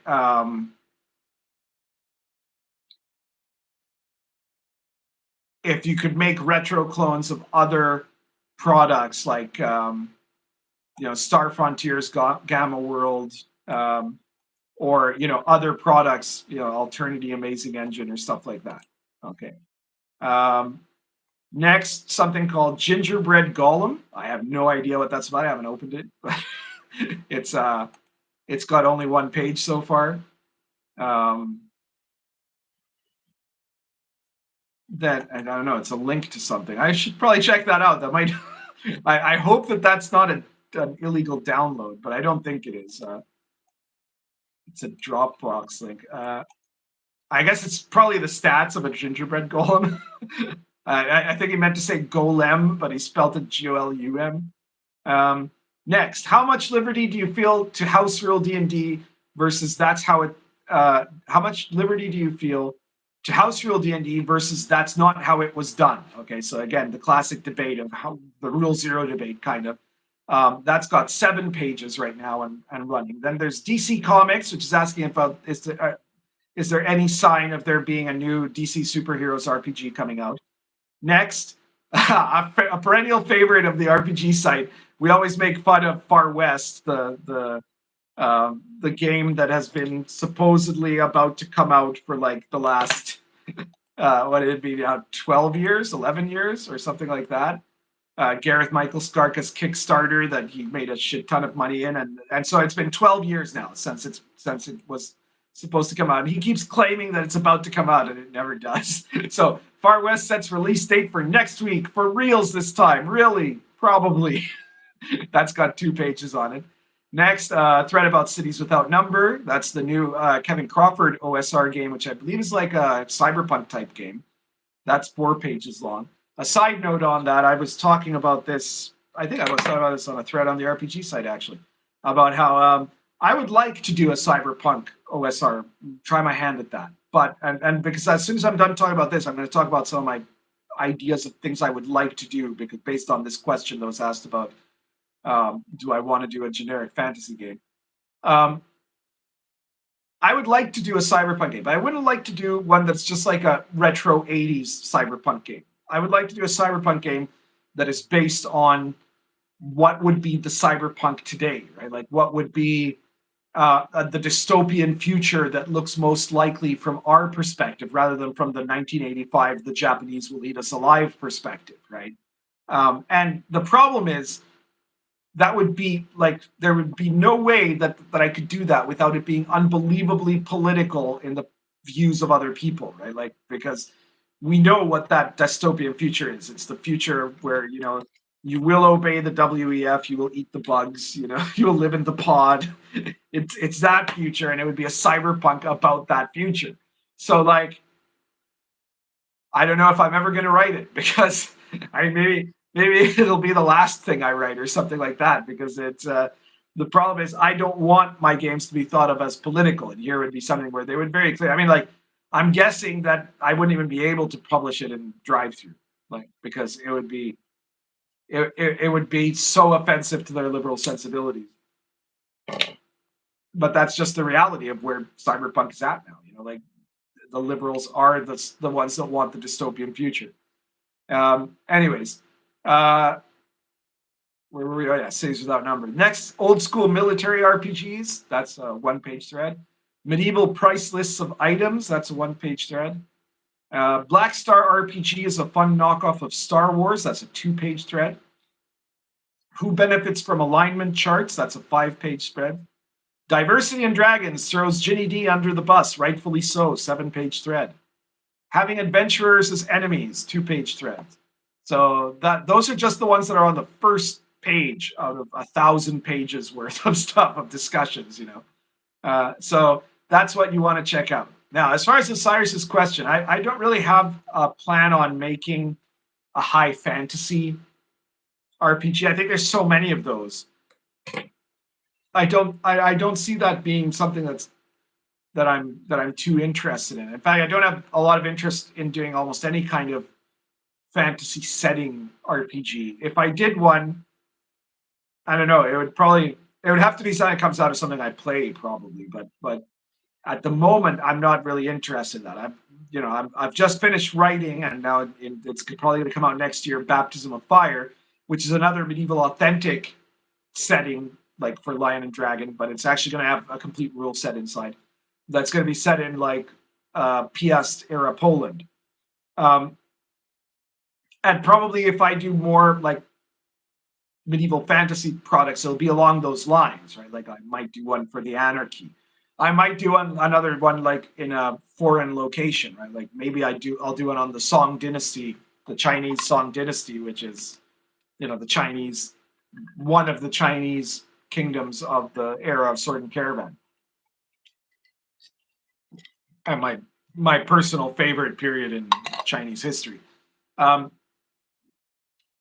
But I also have in mind other stuff I want to write that is going to be different than that. I mean, this cyberpunk thing is one of them. I would really like to take a crack out of doing something that's like cyberpunk, and that would present a view of a dystopian world as an extrapolation of our present day. But again, the politics of it are, I don't know what to do about that. So I've been thinking about other stuff that I could be making for future products. Right now, very soon, I'm going to be starting, well, very soon, it might take like another month or so, I'm going to be starting a subscription-based small product line similar to RPGPundit Presents. That is going to be available only from Giant Slayer Games. So those of you who are familiar with it, giantslayergames.com. If you're not familiar with it, check out that site because it's got like it's very small press. It's a free speech alternative, small press RPG sales place, and they do print and PDF stuff, I believe, mostly PDFs at the moment. And they're just kind of starting out, but they've got a lot of products there already. And you know, the problem with me is that I'm not a publisher, right? And so before this, there was also you know, Big Geek Emporium, which is another one. The Giant Slayer is along the same lines.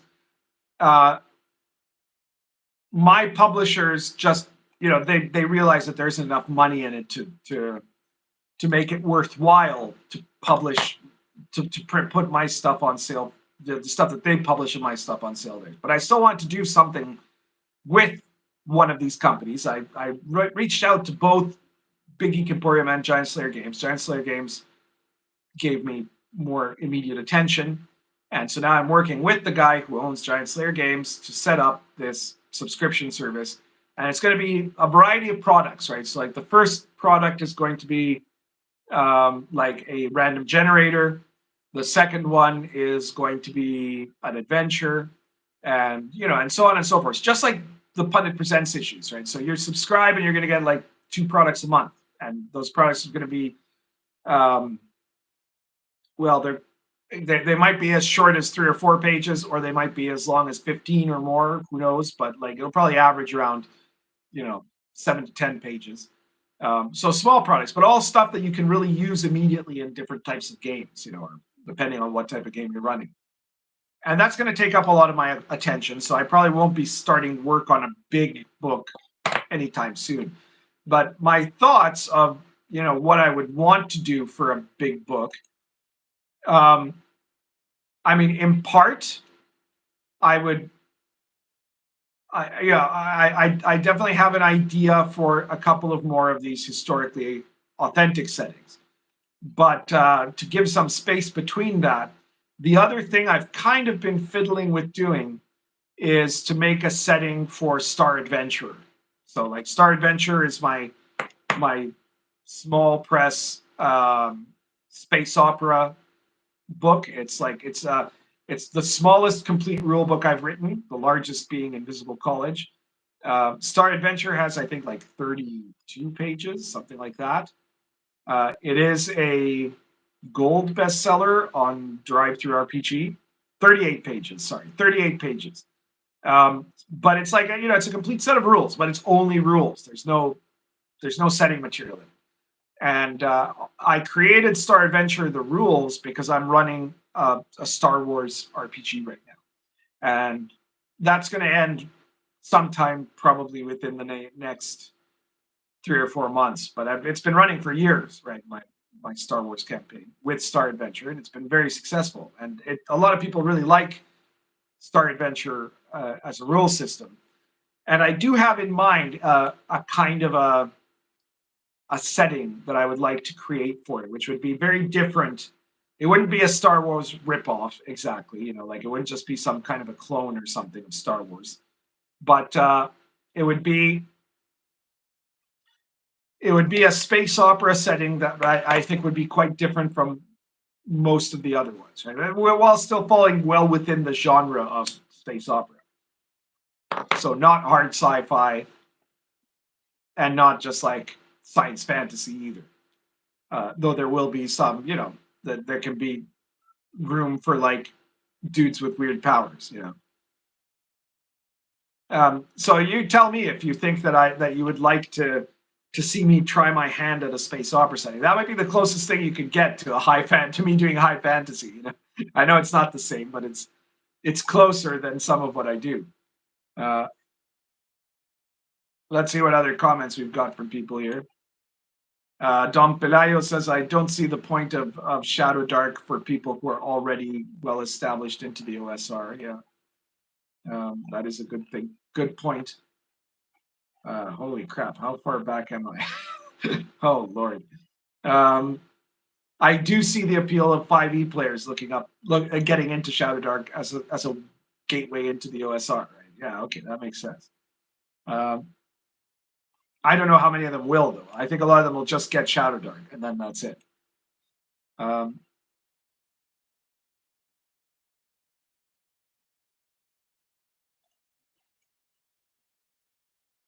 Ryan Nielsen says, one thing I dislike about DCC is that it has luck as an attribute. Luck is no more than or less than a function of the dice. Yes, I think that it's just a badly named attribute because I don't think luck is meant to be actually about luck. It's actually more about, you could interpret it as being something like destiny or kismet or divine favor, something like that. Because it works more like that, right? Like, do you have does the universe like you or not? If you have high luck is actually the most important of the 6 attributes in some ways in DCC, because if you've got a high luck, you can end up dying over and over again to keep playing.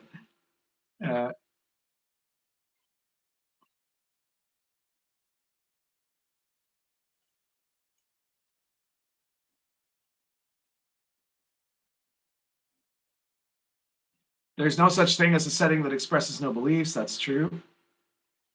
But there's a difference between a setting that expresses a perspective for in the setting versus one where the perspective is actually you projecting your own political ideas. Yeah.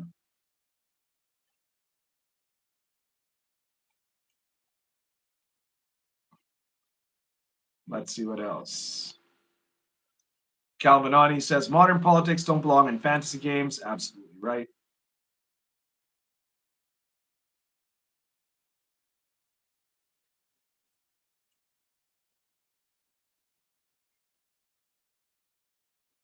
Jeremy Griffin says iced coffee in winter.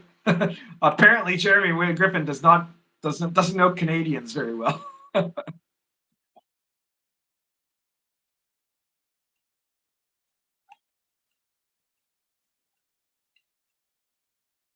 The iced cap is the standard Canadian drink in winter or summer. It can be 30 below and people will be drinking an iced cappuccino in Canada.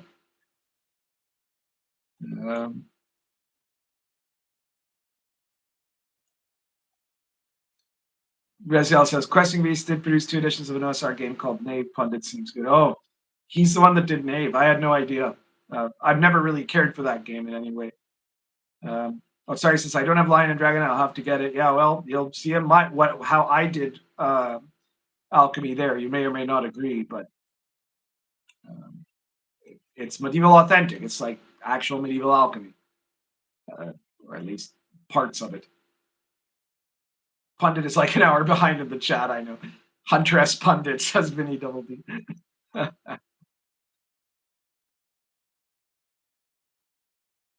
When it's Brazil says when it's winter for most of us, we'll still think Pundit is eccentric for wearing summer clothes in December. Yeah. Maybe Pundit will shoot the fax machine. Well, Hunter S. Thompson was a hero of mine.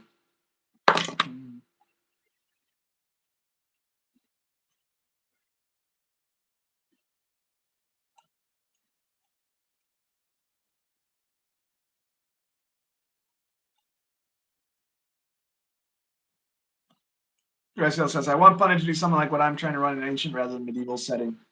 Well, I might someday take a crack at the Roman Empire. Let's put it that way. That's the ancient setting that I might make.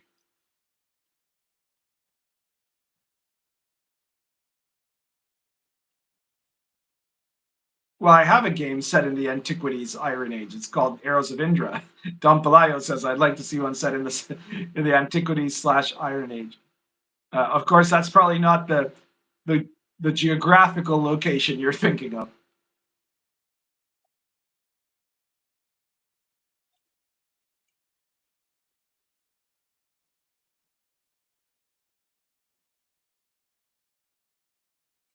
Justin Sutton said your cyberpunk could be competing AIs instead of corporations. Well, AIs would definitely be a part of the dystopia.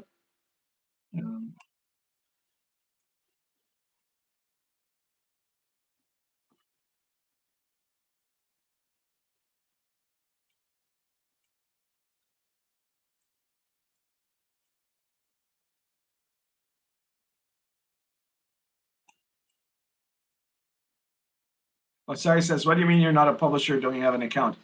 No, I don't actually publish any of my own products.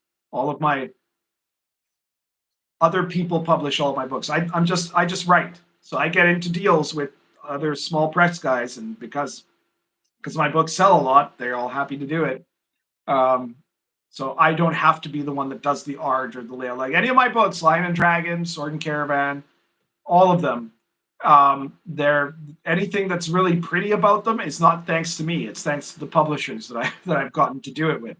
I'm just the guy that does the words because that's what I like to do. I don't want to take the time to do a half-assed job at trying to make an actual book when I could just be writing more. So I would rather get into deals with people to publish my stuff for me, so I don't have to do those things. And it's worked well enough that both me and the publishers make a good amount of money.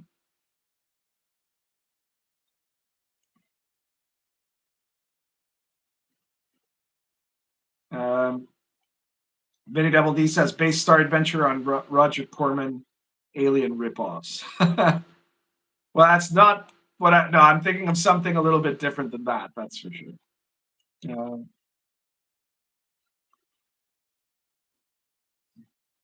Pundit do Lensman for your space opera, super cringe. Well, what I would be making would be a completely original setting, but it would it would definitely have some inspiration from some varieties of sources, including there'd be a bit of Star Wars in it. There'd be a bit of Dune in it. There might be a bit of Star Trek in it, but it won't be any one of those, It won't be something that you could just say, oh, it's that, There'll probably be more than a little Doctor Who in it, but not with Time Lords, but with like the kind of style of science fiction that it is. Jeff Adamo says you need to do a video where you dredge the depths of the D&D subreddit. Well, see, Reddit was something that took away some of the steam from individual message boards, and that's because it was a giant super message board, right? That's basically what Reddit is. And again, it worked. I could see how that worked really well until such time as Reddit got woke, and suddenly you had these moderators that were censoring the products, and were doing producing garbage and restricting people from being able, that's why Reddit's a dumpster fire, is because you can't handle it that way. Dumpley says you could call your Roman game Lions and Christians. Yeah, that could be it, actually.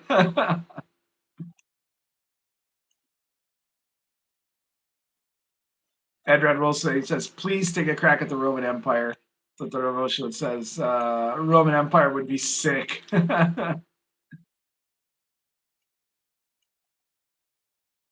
Raziel says, I'm sure Ozanander is a well-made setting. It's just not inside my area of interest historically.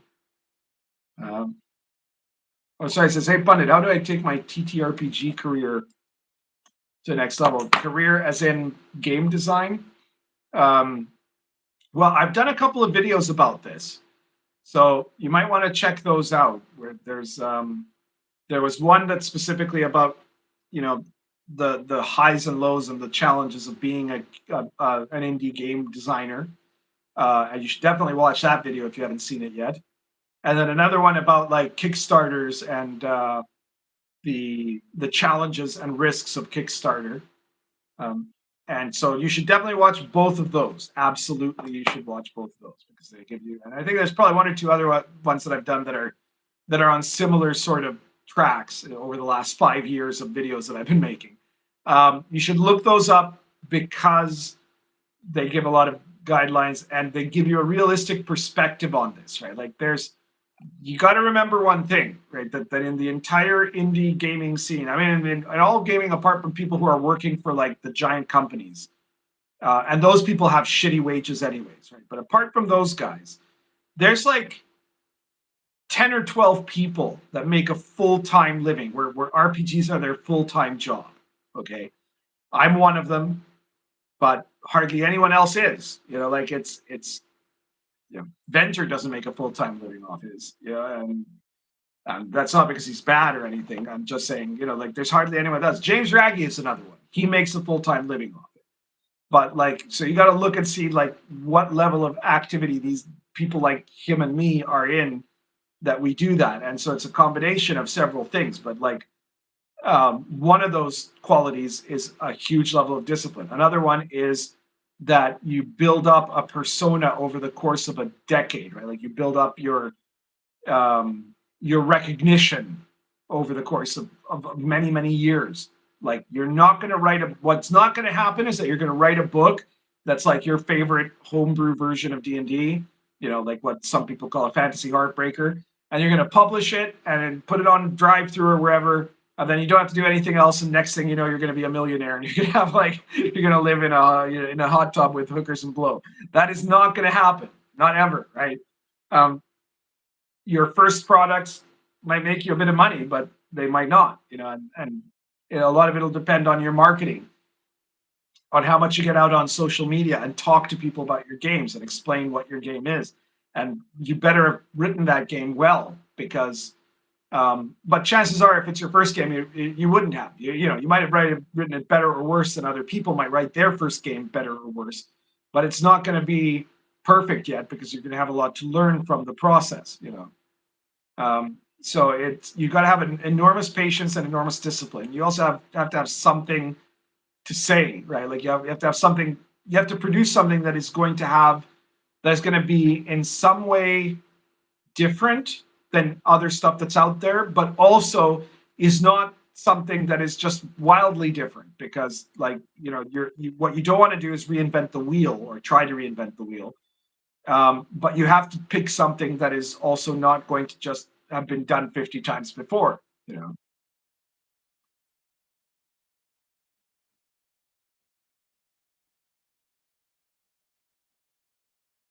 Multiverse DM says, I am full-time for the last 3 years. Most of the average person does not have time if they have kids and families. Only because I have no kids or bills can I do this full-time and have it work. The in-person fuels it over social media. I might not be recognizing your name, Multiverse DM, but what is it that you've published? I'm very curious to find out at what level you're a full-time game designer. Maybe I don't recognize your name here, the name that the username you're using.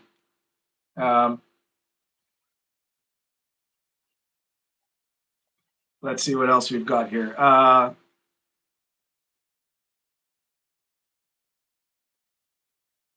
Whiskey Hound is suddenly talking about furries for some reason. She says, I'll use, or he says, I'll use furries as an example, but this question could apply to people that think orcs should just be human and green face stat-wise without going into GW. You're not welcome if you do X territory.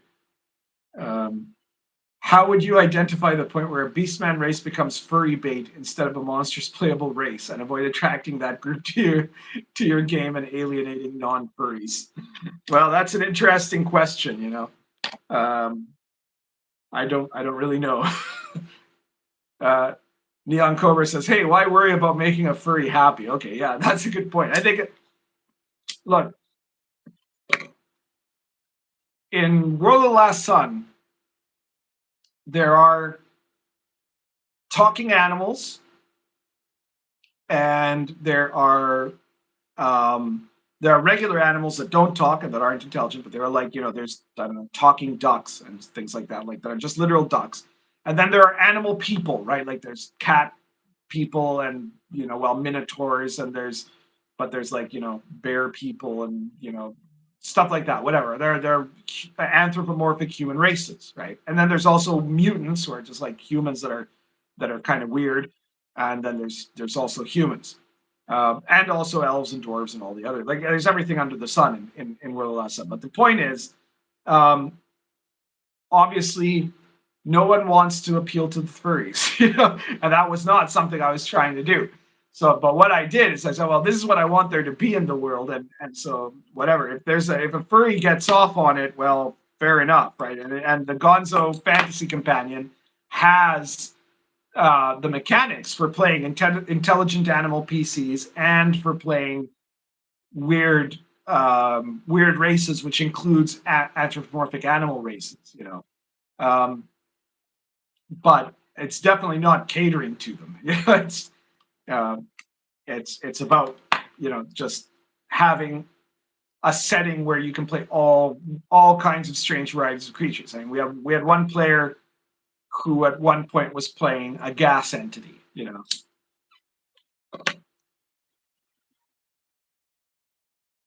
Um,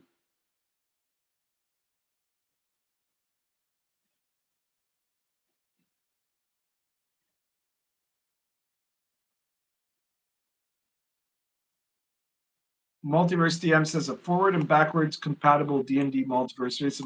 But do you have like a product name? Because like, I'm sorry, you were suggesting Multiverse DM that you are full time in the sense that you're making a full time living off of RPGs. I just want to know what RPGs you made. Unless you're here under like a code name because you're like one of the big boys and you don't want anybody to know that you actually watch me. You guys would be amazed by the people that write me in private, like the designers that write me in private to complain about about shit in the hobby, and but that are like, oh, please don't tell anyone though, because like I wish I could say what you say in public, but I can't. So I'm sorry if you're in disguise, Multiverse DM. Forget about it. Don't worry about it. But if not, feel free to tell us the name of your product so people can check it out.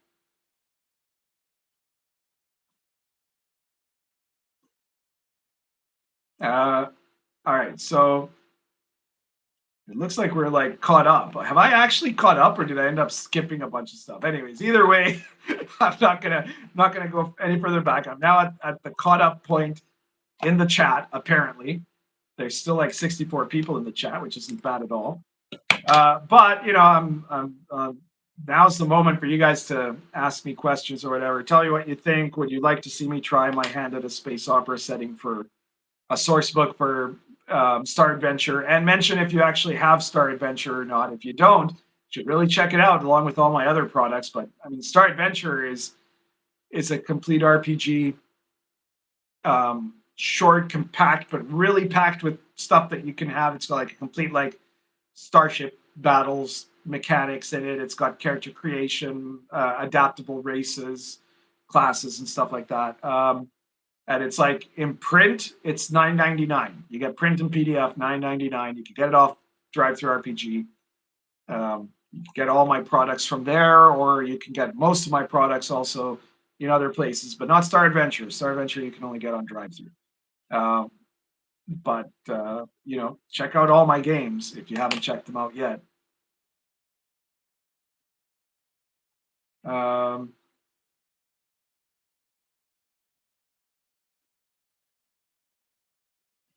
Let's see here. Rumble Hotep says they have the TMNT game. That was by the late, great Eric Wujik, my mentor.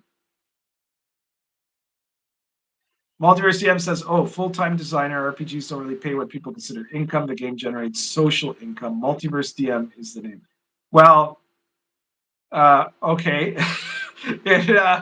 In a technical sense, I guess you're not exactly wrong, but in another sense, you are kind of wrong. RPGs can generate a income. Like if you actually sell your books, you're going to make money. But if you're talking about what they call a living wage, well, yes, a lot of people are make RPGs are not going to make a living wage on the vast majority, right? Like think about how many people make OSR products, and out of those people, there's like only a very few of us who actually make a full-time income, a living. You know, I'm not saying I'm a full-time RPG designer. Like, you know, some people think, oh, he's got a trust fund or something. I do not. I don't have a trust fund. I'm, you know, I don't use any of my family's money. I make my own living, and I'm making my own living now basically by writing RPG products and the money I make from that.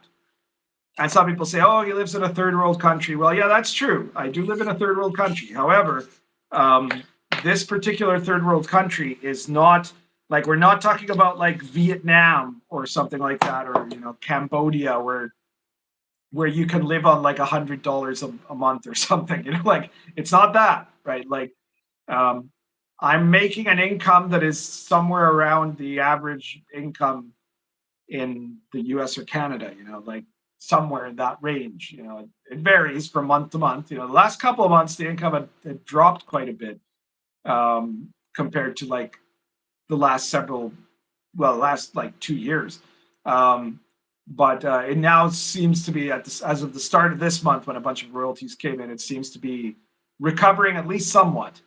But yeah, there was a dip there for some reason in July and August. I'm guessing it's just because like I haven't been releasing as much this year, because like the last product that came out was the Gonzo Fantasy Companion. That was in February. And so like if I'm not releasing new stuff, obviously some of the income's going to drop. And that was starting to really be felt as of July and August. But now in August, Wilderlands came out, and that's selling pretty well.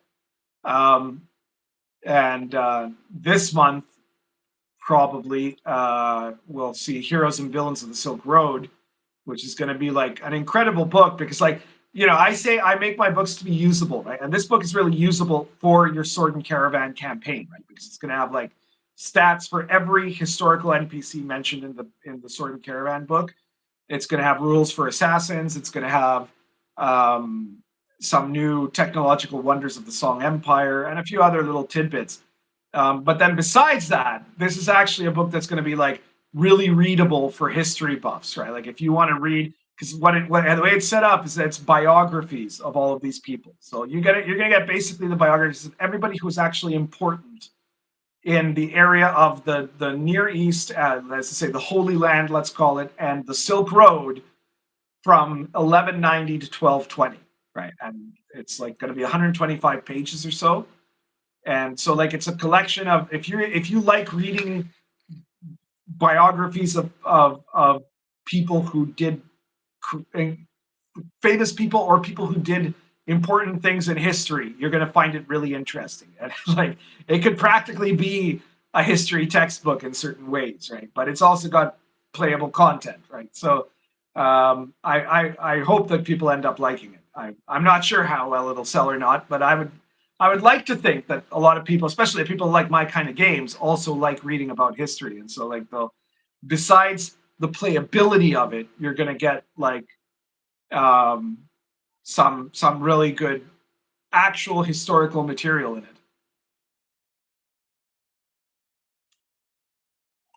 Multiverse DM says, would you add Cleopatra to the Roman setting? Well, it depends on which period I make the Roman setting, because the thing is, the Roman Empire was for quite a long time, right? And so I'd have to decide, would I want it to be about the Julio-Claudians, in which case, well, Cleopatra would appear somewhere around the start, or would I prefer to do it during the era of the Five Good Emperors, or would it be more interesting to do it in the, you know, the crisis of the 3rd century? You know, Raziel says, I have Star Adventurer. The more you make for it, the more I will buy. All right, well, that's good. That's one endorsement.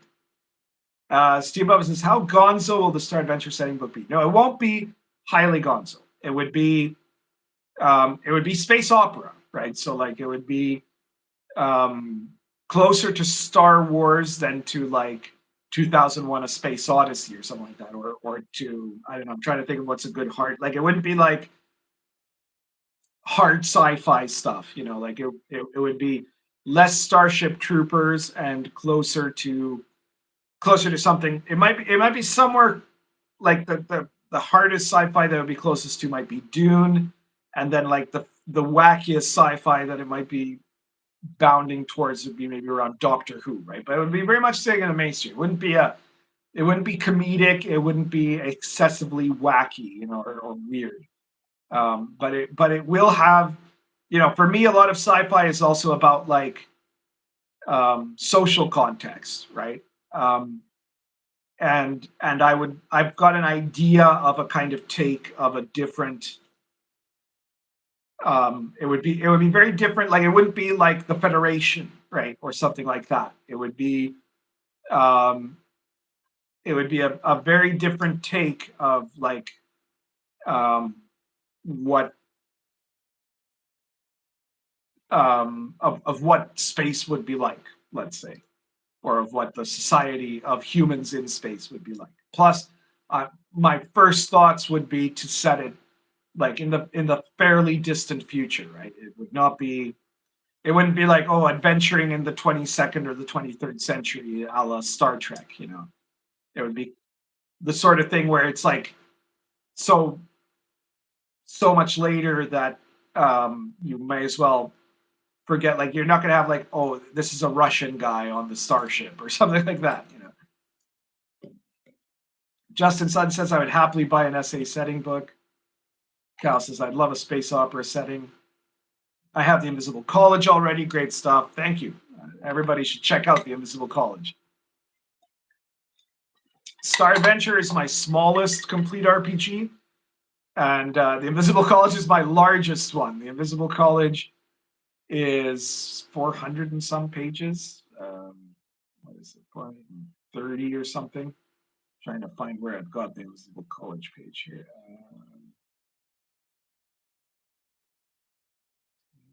Star Adventure, the Invisible College. There we go. It's 432 pages. A lot of that is full of like occult lore and magic and stuff like that. It's a modern day setting of conspiracies and secret agents fighting an invisible war for the future of humanity's spiritual evolution. It's very influenced, obviously, by by actual occultism and by the history of actual occult movements, but also by stuff like if you like the occult based comics of Alan Moore or Grant Morrison, you'd probably really like Invisible College. If you like kind of Cthulhu stuff, but you're sick and tired of Cthulhu and you want something that's going to have like a similar track to like kind of Cthulhu or Delta Green, but that is, you know, that is outside of, you know, Tentacle Town, then you could quite like it. Unknown Armies, there's going to be some similarities there too. And anyways, it's got some really great stuff, and it has different levels of play. Like, you can do everything from like a street level game to one where like you're involved in like international espionage, to like transplanar adventures in like the upper realms of reality, you know. All kinds of stuff, different power levels and different contexts of how you could play it.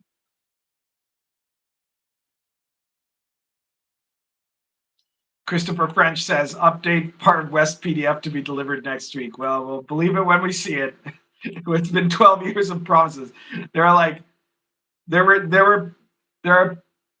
gamers who backed Far West when they were single, who have 12-year-old kids today. They're married and have a 12-year-old kid, you know, like, that's how late this asshole has been, you know. And like he talks about, oh, the RPG Pundit isn't a serious game designer. I'm like, you dude, in the time that you haven't delivered one game, I've produced 120 RPG products, multiple of them bestsellers, you know.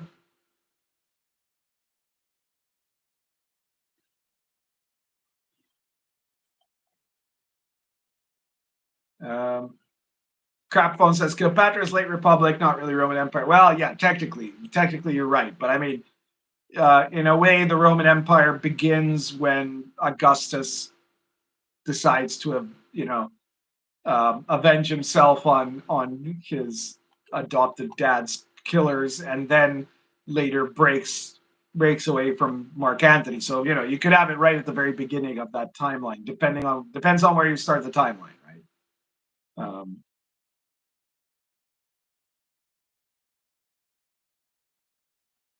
Edrad Willspace says, I make money to buy RPG Pundit games. Well, thank you so much, Eldrad, sorry. I really, really appreciate that. I appreciate everybody who buys my stuff, because I know that you don't have to, right? Like, nobody's obliged to buy my books. And, I try to make my books entertaining, readable, and especially playable, because what I wouldn't want is for people to, like, purchase stuff that they're never going to be able to use, right? And so, like, I especially try to make sure that my products, even if you decide not to play them as is, let's say you buy the Invisible College or Star Adventure, but you're running Call of Cthulhu, or you're running, Cthulhu D20 or something like that, or you're running, instead of Star Adventure, you're running Stars Without Number, right? Or D20 Star Wars. I want you to be able to rip stuff off from my products. That's part of the spirit of the OSR, right? That you can mix and match, right? That you can take stuff from other OSR books and add them to what you're running right now. So I want my stuff to be accessible in that way too, which is like, you don't just buy it and say, well, I either have to play this or it's unusable. Like, no, that's part of the charm of the OSR, is that you can buy stuff that you can then put into what you're currently running, as opposed to what you'd like to. I'm about to disturb a cat here. Oh, no, I did it. I got my tobacco. She's sitting on my tobacco box here. But I got it out without disturbing me, Paul. All right. Let's see what else now. Eldrad Wilson says the Invisible College is completely awesome. Well, I think so. I really like that. I might be starting up. I ran an Invisible College campaign for a couple of years, and I might start up a new one sometime soon, because like I said, my Star Adventure campaign is about to end. Although who knows, I might have to try to convince my players of letting me play test my Star Adventure setting if in the next several months I get around to even doing the bare bones beginnings of it, but we'll see. Reziel says, I have the Gonzo Fantasy Companion. I love it. Well, I'm very proud of it, because like the Gonzo Fantasy Companion has so many resources, right? That it's theoretically, it's stuff that I used in my last Sun campaign, but you can use it in almost anything, right? So, and a lot of what it has are like these generators. So you've got like a generator for creating random character races, right? Like either NPC races of monsters or player character races. You can use them for both. And you could generate some really weird races there that you could add to your game. And like part of the inspiration for me with me for that was like in Mystara, you have like in the expanded universe of Mystara, let's say, if you look at the Princess Arc materials and the Hollow World stuff, there are all these really weird races that show up there for basic expert D&D that are just amazing, And so like I wanted to say, well, can I make a mechanical generator that allows you to do that? And I think it works really well. I have another one for intelligent animal characters. I have a generator in there for ancient complexes, underground complexes, for pocket planes, if you want to do some weird planar adventuring. And then I have like a ton of magic items, monsters, and other sort of stuff, cursed items, minor magic items, all sorts of stuff that you can use in your Gonzo game. Like it's got a ton of resources, that book, so it's very well worth picking up. I'm frankly, maybe I haven't been doing a good enough job of explaining it, but I mean, I did a flip through review and everything. I'm just a little bit surprised that it hasn't actually hit a higher tier yet of sales, but my medieval authentic stuff's always sold a little bit better than World of the Last Sign. It'll get there, but it's a slower progress. There it is, the Gonzo Fantasy Companion. Like right now, it's still only a silver bestseller. I would have thought by now it'd be Electrum, but it's got like tons of great stuff. Hipster elves, playing mutant human characters, also intelligent animals, uncanny creatures. It's got a robot generator for creating robot NPCs, ancient complexes, pocket planes, alternate material planes, high-tech weapons, magic pipes and pipe tobacco. Dungeon Chef, which was RPGPundit Presents #1. So it's that's a guide to.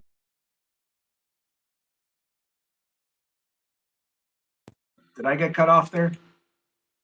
I think I just got cut off for a second there. I was talking about Dungeon Chef. I guess people didn't. The YouTube didn't like that or something. And even the kitchen sink, a guide for creating kitchen sinks in a dungeon.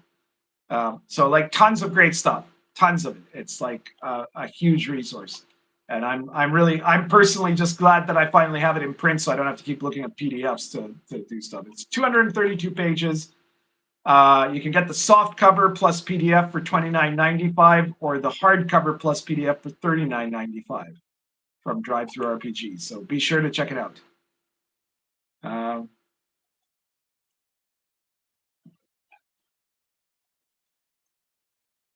So the Neon Cobra says there's a Kickstarter of Courtney Campbell's OSR take on Shadowrun. I haven't heard about that. Well, I guess other people are doing Cyberpunk OSR ahead of me anyway. So, of course, mine would not be a fantasy one. Like I wouldn't go the Shadowrun route. I don't think it would be one. Like, I mean, of course, if you combined it with Invisible College, you could do one where there was like it was a cyberpunk setting, but where magic is real. Eldrad Willsface says Zenobia was an awesome Roman Empire game set in the end of the Roman Empire. I remember Zenobia. It was pretty good. Yeah, it had some good historicity to it.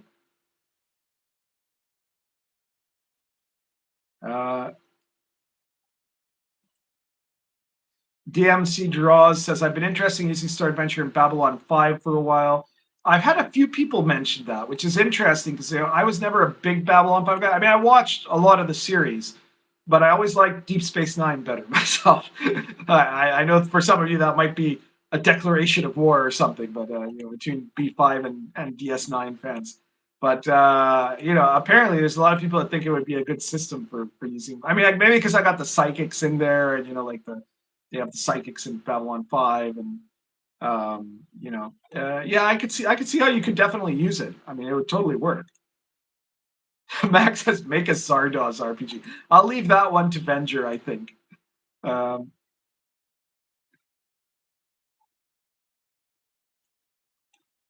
Eldrad Toolspace says, the Invisible College is the only true occult RPG out there. Well, I guess that's technically true. Like, and like I've said before, the Invisible College, okay, unlike some people, like Joe Bittman, the Invisible College has no real magic in it. I didn't cast a spell over it. It doesn't have like some weird sigil or whatever that'll like affect your mind, as he claims his book does.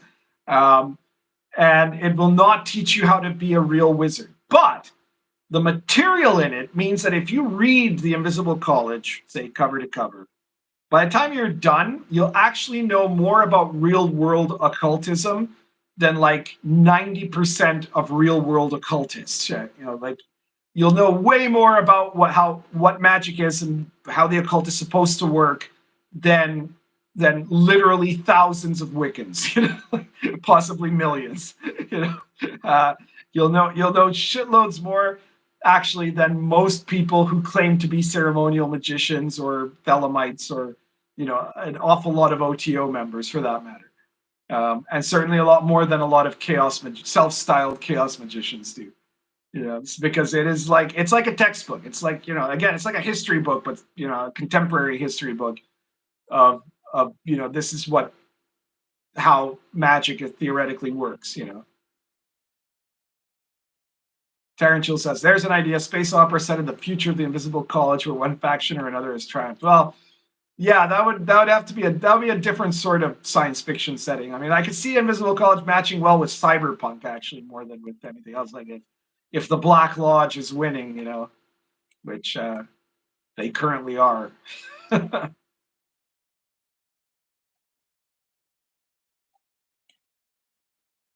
Dumplay says you should have Greg Gillespie on Inappropriate Characters. Well, we've had him on Inappropriate Characters before. He's a friend of the show, and maybe we'll invite him again. Yeah, maybe we will now that he's doing the Dragon Slayer game. Yeah, that would be a great idea actually. Thanks for the suggestion, Dumplay. I'll have to remember to talk to the other two guys about it.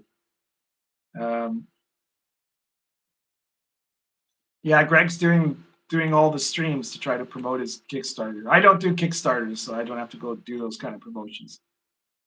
Neon Cobra says, did you see James Spawn did a Scottish clan RPG based on the game Cairn? That's interesting. I'd be interested in seeing about that.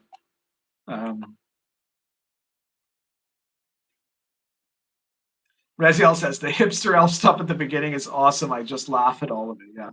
Yeah, the hipster elf section is a bit more comic relief than anything else, but it's like, I mean, remember, Bill the Elf was a hipster elf, and he ended up being the most powerful character in that, well, it's on that still ongoing campaign that's like been running for 10 and a half years now.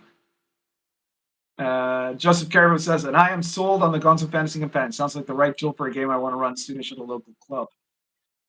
Justin Sutton says, I bought the Gonzo book because the cover looks so cool. Yeah, well, that's thanks to Spectre Press. I'm not the guy that got anything to do with the cover, but it is a really good cover, I think. Yeah.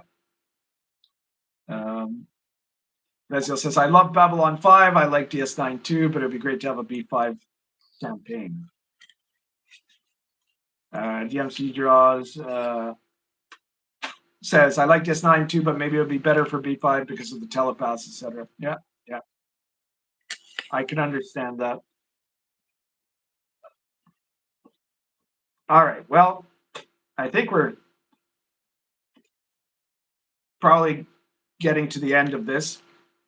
We've already been at it for what, 2.5 hours? My goodness. That's just wild.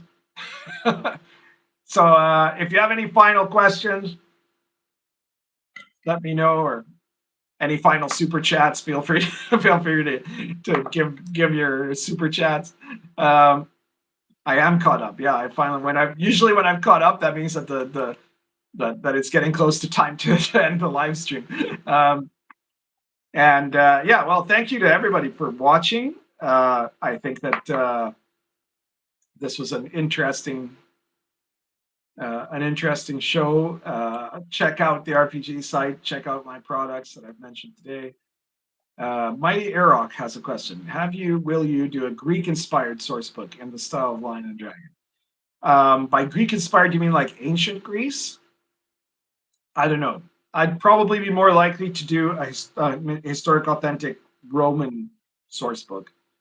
It might require its own rule set, but it would be based on Lion and Dragon anyways, just like Baptism of Fire. I'm more of a Roman guy than a Greek guy, frankly. Now, might I do an adventure set in Byzantium for like Sword and Caravan using Lion and Dragon? Maybe. That might be something to do, you know. The Flying Goat says, you're one of the best. Keep up the good fight. Thank you. I really appreciate that.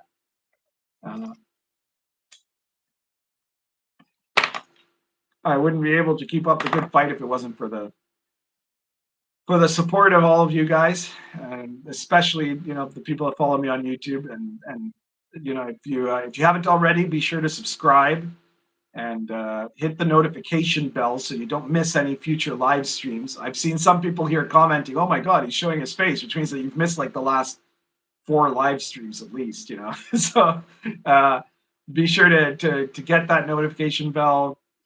Check out the community posts when I post them, because besides getting awesome pictures of Meatball, there's sometimes other kinds of interesting content that I put on there, or notifications about things that are going on. You might not want to miss those.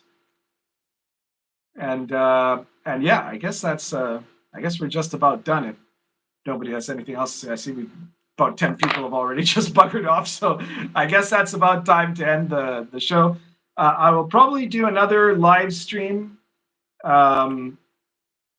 When would I do another live stream now?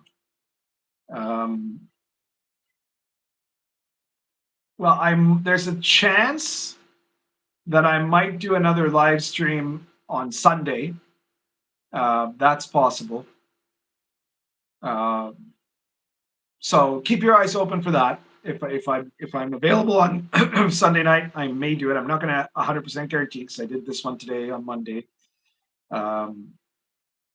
If not, I don't know when will be the next live stream because after that, the rest of the month gets kind of busy for me. But we'll see. I'll keep you guys informed. Usually I do live streams on Sunday, but maybe on Mondays where I have no Masonic business, I can do that. And thank you again, everybody. I guess that's everything for today. Currently smoking Italian red bark plus Argento Latacchio.